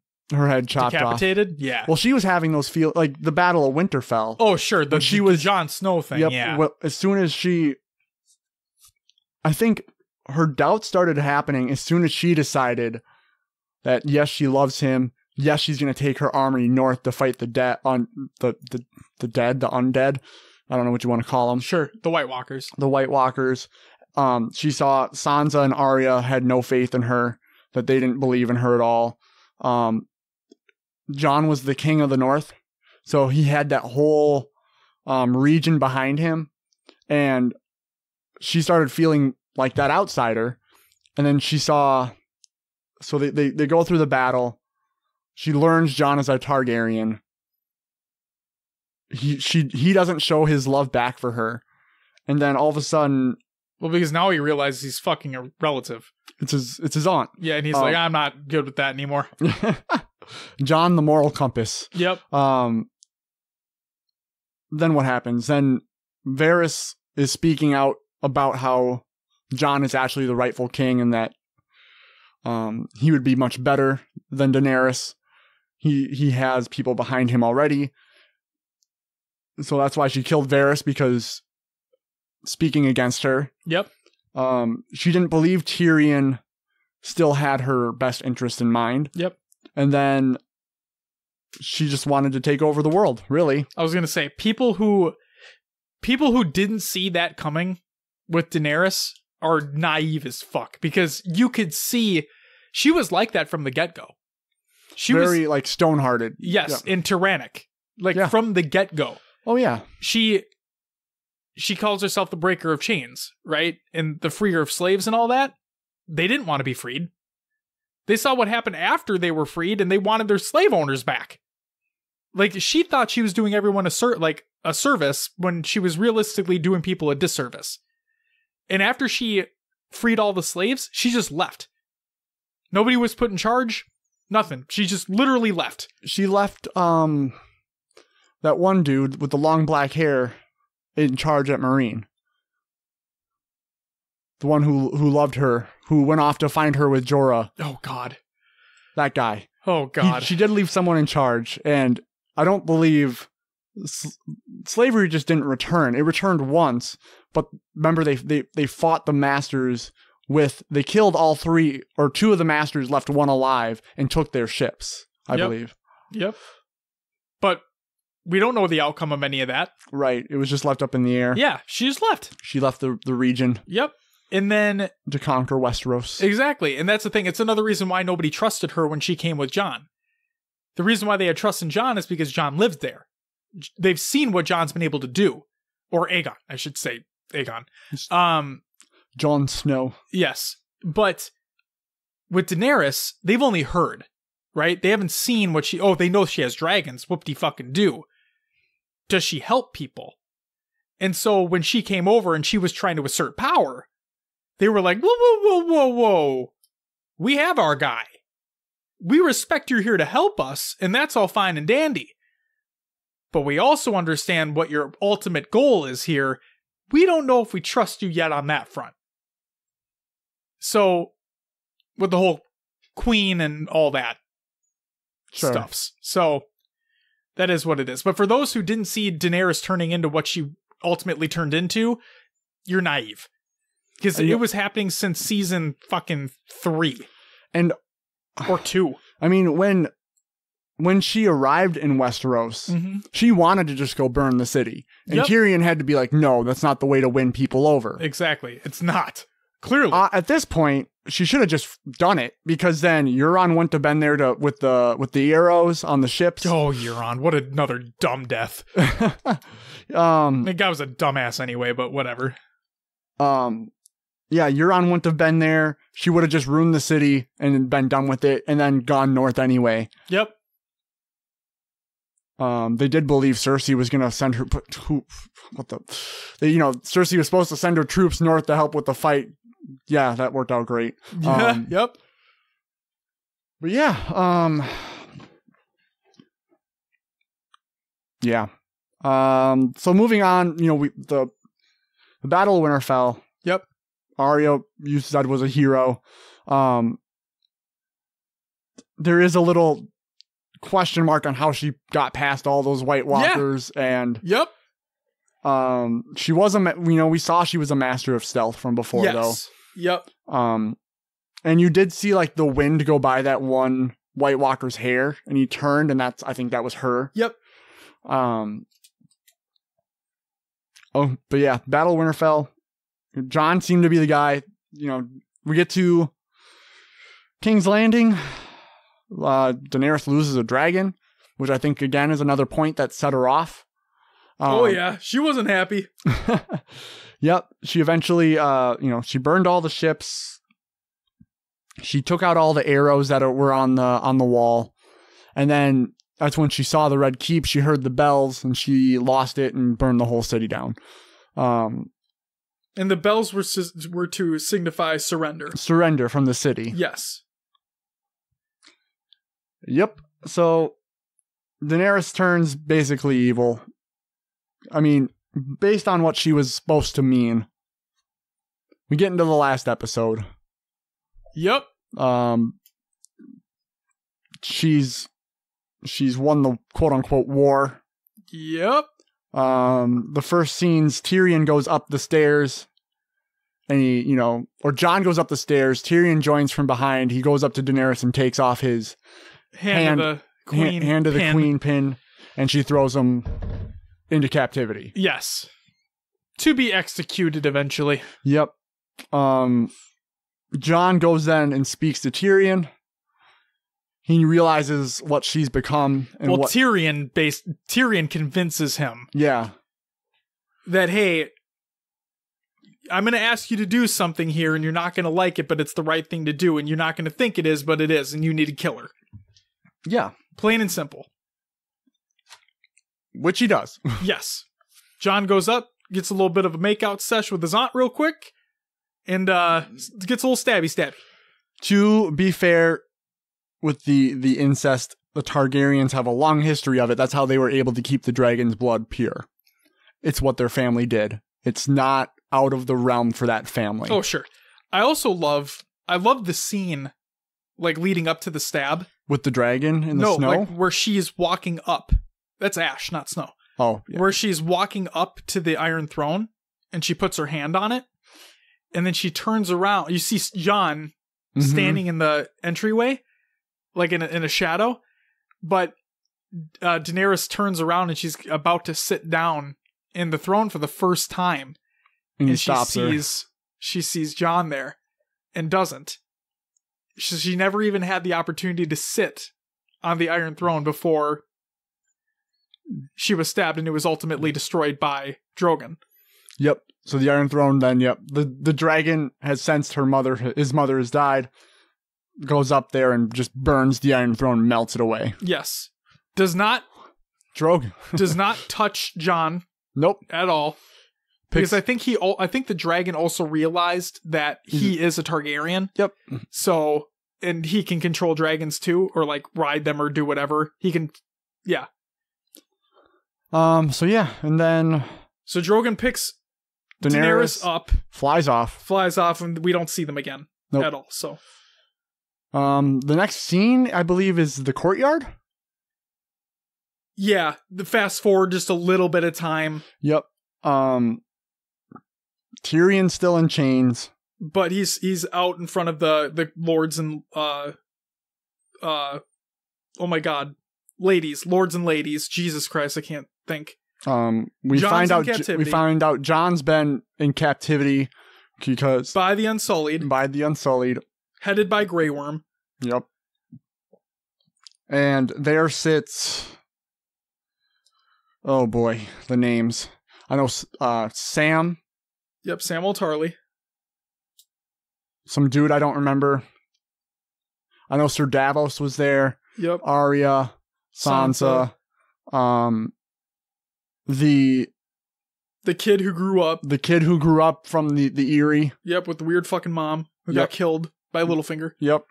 A couple other guys. God, I should know all these names. It's okay. I need to rewatch. Apparently, the other. What's her face? Oh, the Ironborn lady. Yep.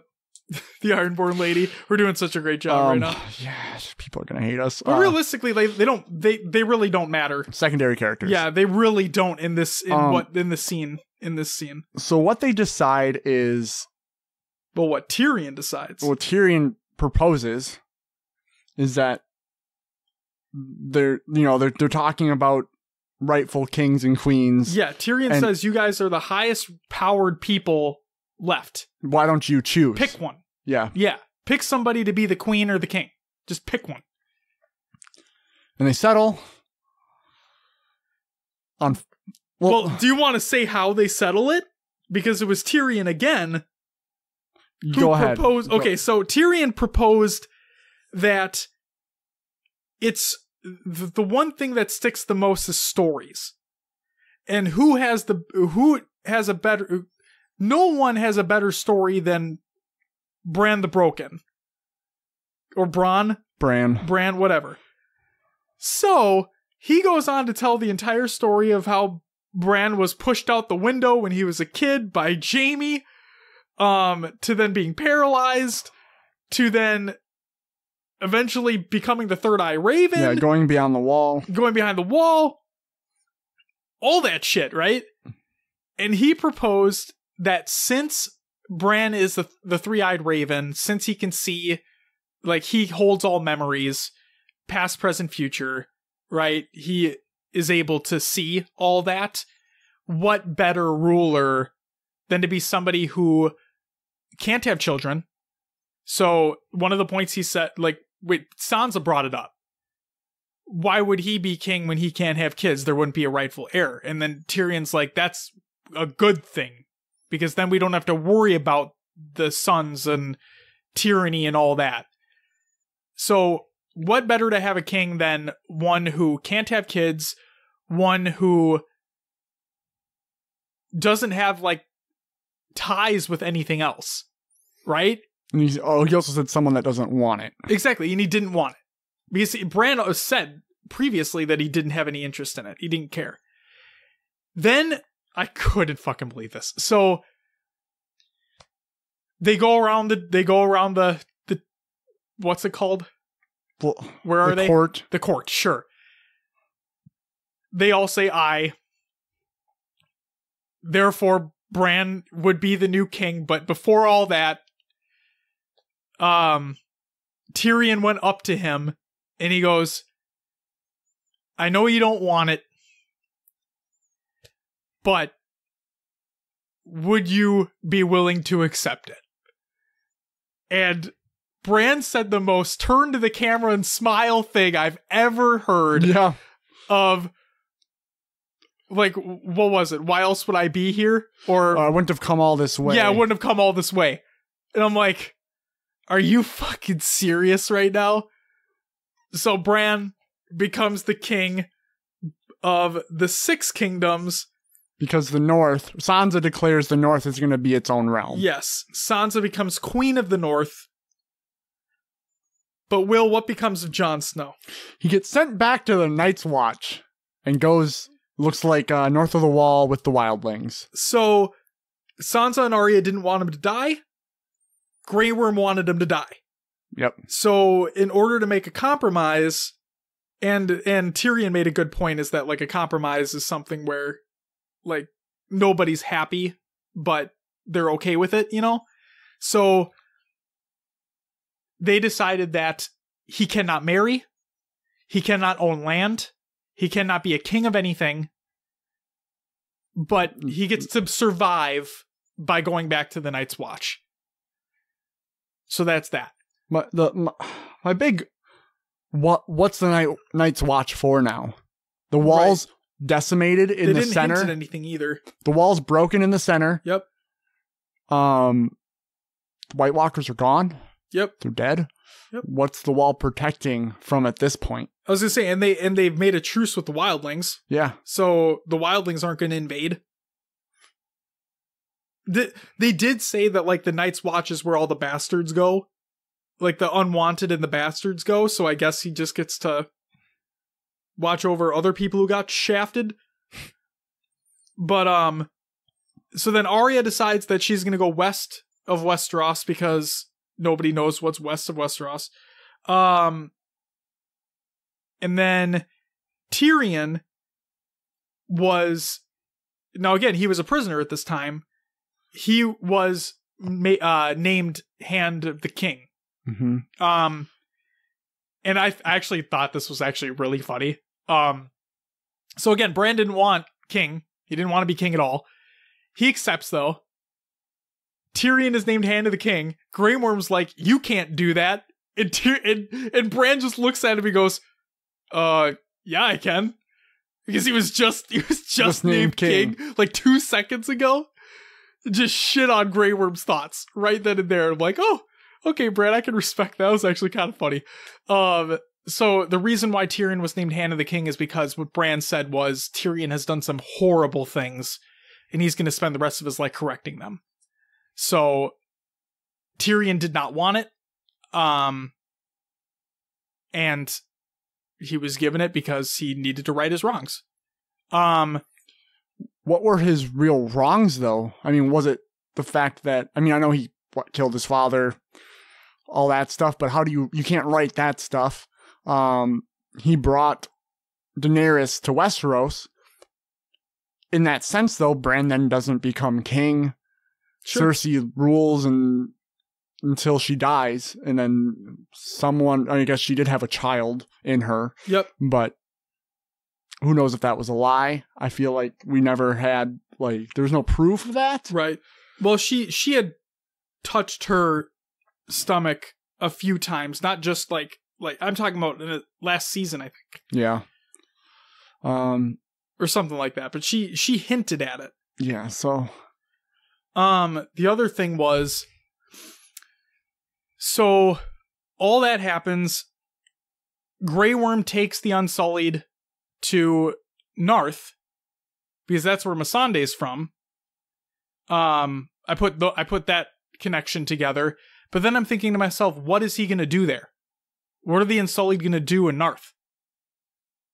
I have literally no idea, but whatever. Okay. They're at the table. Mm-hmm. You have Tyrion. You have Brienne. Fantastic. You have... what was Brienne's... Podrick? Podrick. He's a knight. Sir Podrick. Yep, he got knighted, which is fantastic. Loved seeing that. You have Samwell, who is now... Maester. Yep, Maester. Grand Maester. Yep. Then you have... Bronn. Yes. Master of Coin. Okay. Yet, a few episodes ago, he was threatening Jaime and Tyrion about getting his fucking castle, or whatever he wanted, while Cersei was still queen. What? And now he's Master of Coin? What?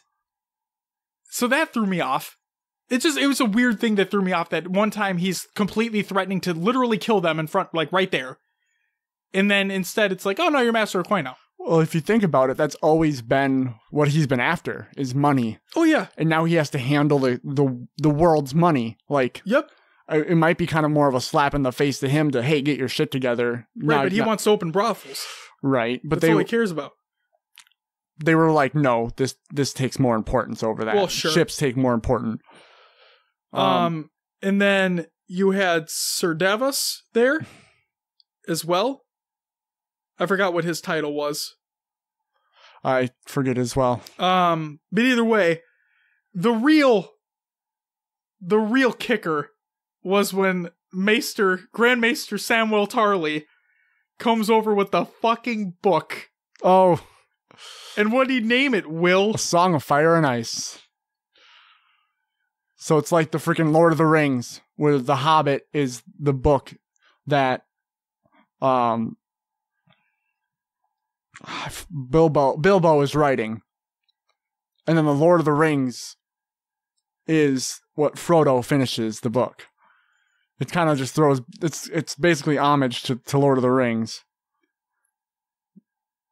All I had to say in that moment was, are you fucking kidding me? But Tyrion wasn't in the book. Nope. Which was... weird as hell. Yep. Another thing at the end there, they were like, any word of Drogon? And Bran was like, I'll go try to find him or something. Maybe I'll see if I can find him. Yep. And he just leaves. He just leaves. Yep. I was hoping he was going to do it right then and there. Do you want to know why Drogon burned the Iron Throne? Why? Bran already has his own seat. Well, yeah, I thought that too. That was funny. That was like... another thing with Bran, I saw a meme that said, just a picture of Bran, when you don't contribute to the group project but get an A anyway. Yep. Exactly how I felt about Bran taking the Iron Throne. Yep. I thought it was a cop out. I thought it was a definitive cop out to give it to Bran. Yep. But apparently that's what George R. R. Martin wanted.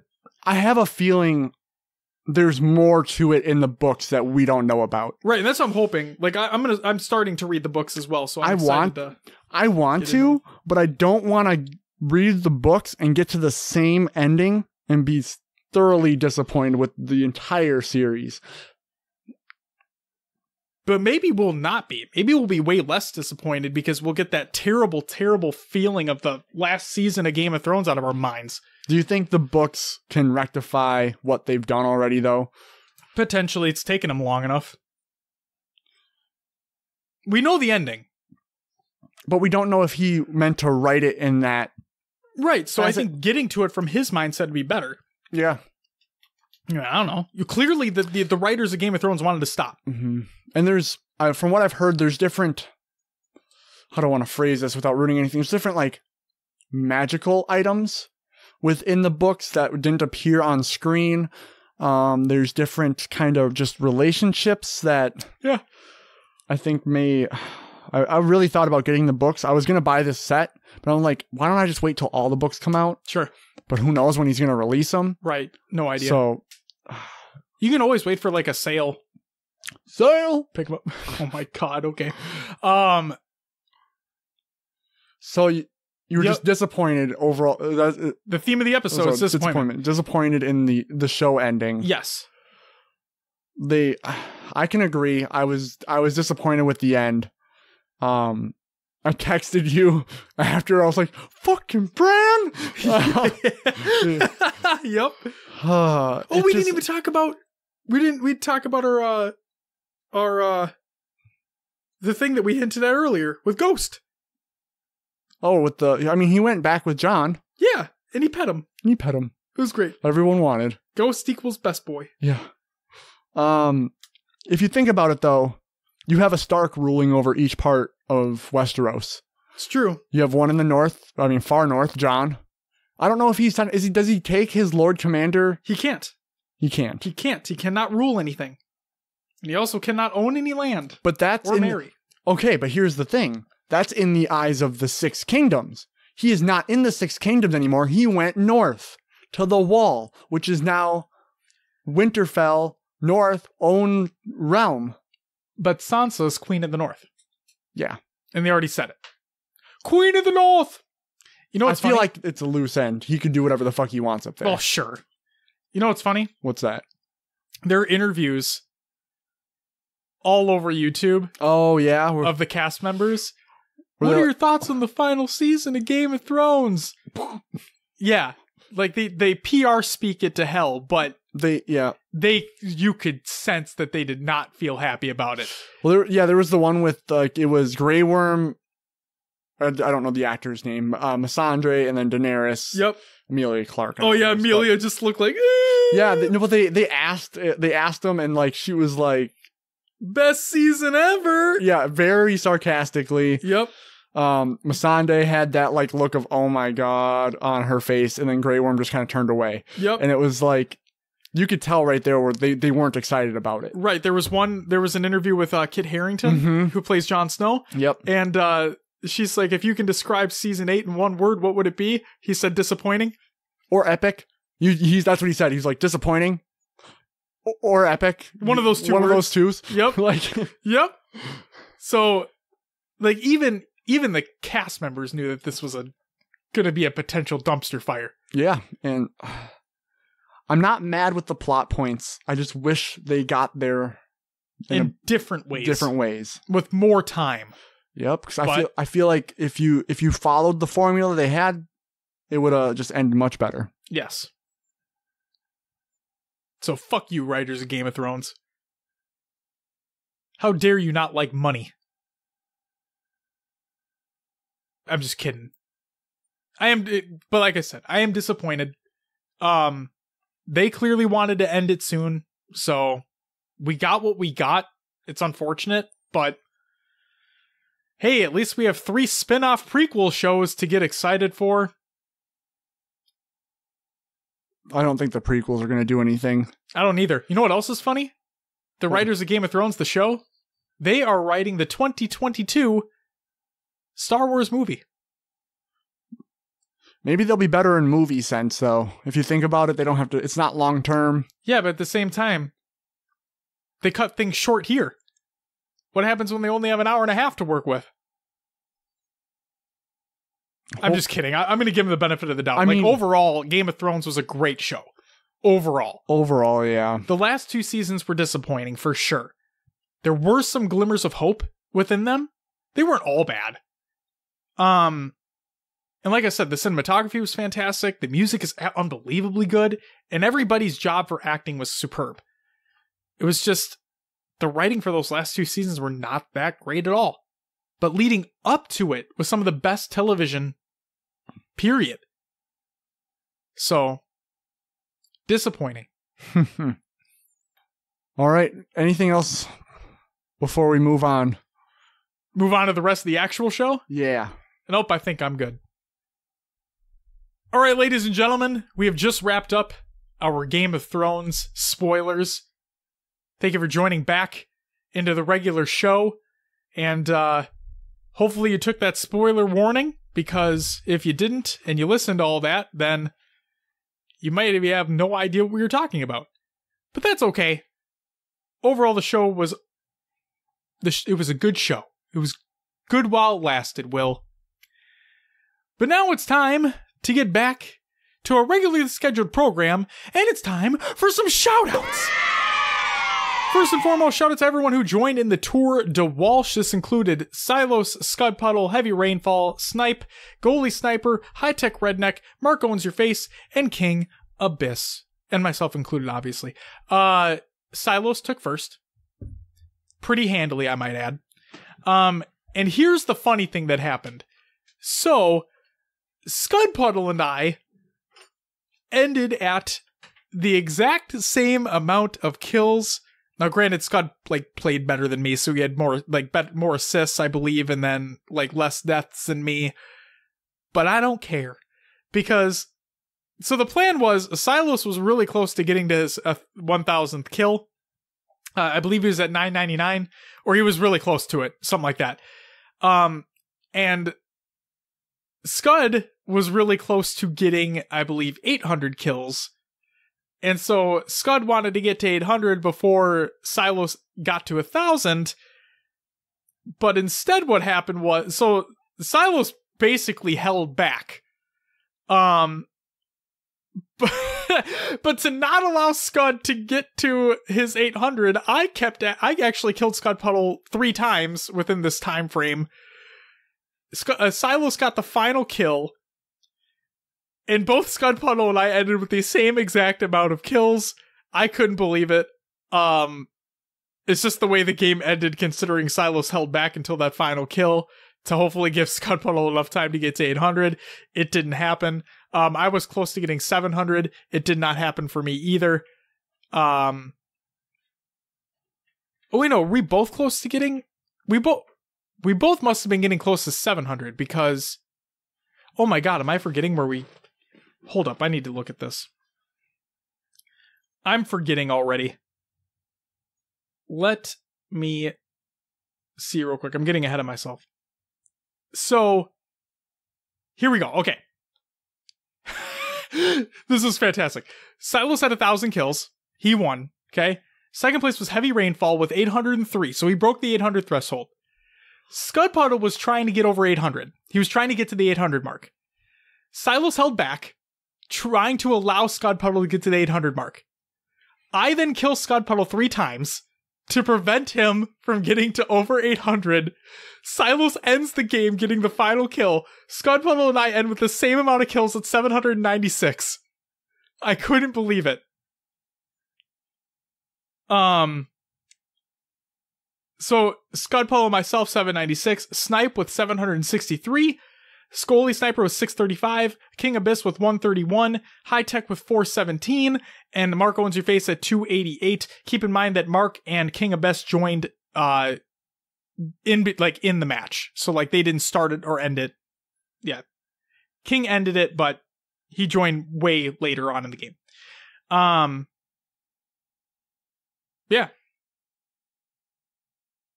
I just want to give a shout out to everybody who joined in the Tour de Walsh. It was a great time. Scud Puddle gets shit on. And there was a lot of that. There was a lot of get shit on Scud and a lot of get shit on Josh. And I mean a lot. But no, it was a great time. And then also last shout out, happy birthday to Wonder Boy. You're great and we love you. That's it for shout outs. Will! Before we end the show out, what do we got for some community creations? Go check out Meme Monday on Reddit. We have a YouTube video, how to take your Halo accuracy to the next level. Halo tips and tricks by proximity. We have Halo Retrospect documentary by Zola over on YouTube. Palshi's Twitch clips from 428 and 511 by another other than Palshi over on YouTube. He's going to be streaming on Mixer this week, though. Go check them out there. Crouch Strafe coming to Bungie Halos. YouTube video by Snipe N21. Rare Species 2 Halo 2 MCC montage by BX Soldier. We have the Daily Twitter Clips Volume 7 by Scud Puddle. We have the Clips of the Week number 2 by High Tech Redneck. Ton of YouTube videos for you. One more. Joe to Pro 3 by Shyway. And we have the winners announced for Podcast Evolve's giveaway by Podcast Evolve. And over on Twitter, they state the first 2019 listener appreciation giveaway has ended. Giveaway winners have been selected and contacted, and here are your winners of all 3. Thanks for everyone who entered, and keep an ear and eye out for the next giveaway in a little while. Winners are, from their Facebook group, was Lance A. He took 4 paperback Halo novels. From their Discord server, Raul T. He got a Athlon art, FX, and figure. And their Patreon patrons got a Banshee model, and that was Ryan H. Congrats to the winners. That does it for community creations. Thank you for adding that little bit at the end there. I liked it. You're welcome. Yeah, that's how I usually lead you into it, you know? That was good. That felt good. Will, we talked a lot about Game of Thrones today. We talked a lot about rosters today. It was a jam-packed show. Tomorrow, Jesus Christ. Next week is going to be a big one. It's going to be a good one. Can't wait for it. Before we get to any of that, Will, without further ado, plug the show. You can find us on your favorite podcast services. Just search for HCS Pro Talk. We're on Google Play, Podbean, Stitcher, Spotify, and others as well. Leave us a review. Let us know how we're doing. Join our Discord. Join the community discussion. It's a great place. Link will be provided in the Google Doc in the show notes. Welcome, Plaza. We have our Xbox Club and Spartan Company. Join those if you're interested. Search for HCS Pro Talk on your Xbox. We have our Twitter, our Instagram. We have a Facebook. We have YouTube, Mixer channel, and an eSportspedia page. Search for HCS Pro Talk on those sites. What do we got on the next episode, Josh? Will, I'm glad you asked. Where I would normally say another topic. It is another topic, but it is also our DreamHack Dallas preview show. Therefore, if you're new to this space, let us tell you what's going on. Get all your predictions and thoughts in before the episode. We're going to talk about them. Players to watch, potential upsets, the rosters, the event information, all the big stuff that's happening. We're going to talk about it. We're going to talk about your thoughts as well. Post them in Twitter, Discord, YouTube, Facebook, Instagram, everywhere. We'll talk about it. And then also, just want to give people a little heads up on what's to come in the future to get people ready for future topics. Almost forgot the word. That was close. On episode 76, which is going to be releasing June 4th, that's going to be our DreamHack Dallas post show and E3 preview. The Microsoft press conference is expected to have a lot of Halo Infinite information in there. So we're going to take speculations and all that. We're going to talk about all that on the show. And then episode 77, which is releasing June 11th, that is our E3 post show. So after we hopefully have more Infinite information, what are your guys' thoughts? What are your guys' hopes and prayers? Your wants and needs? All that and more on that episode. But ladies and gentlemen, that is going to do it for episode 74 of HCS Pro Talk. I want to thank you very much for listening.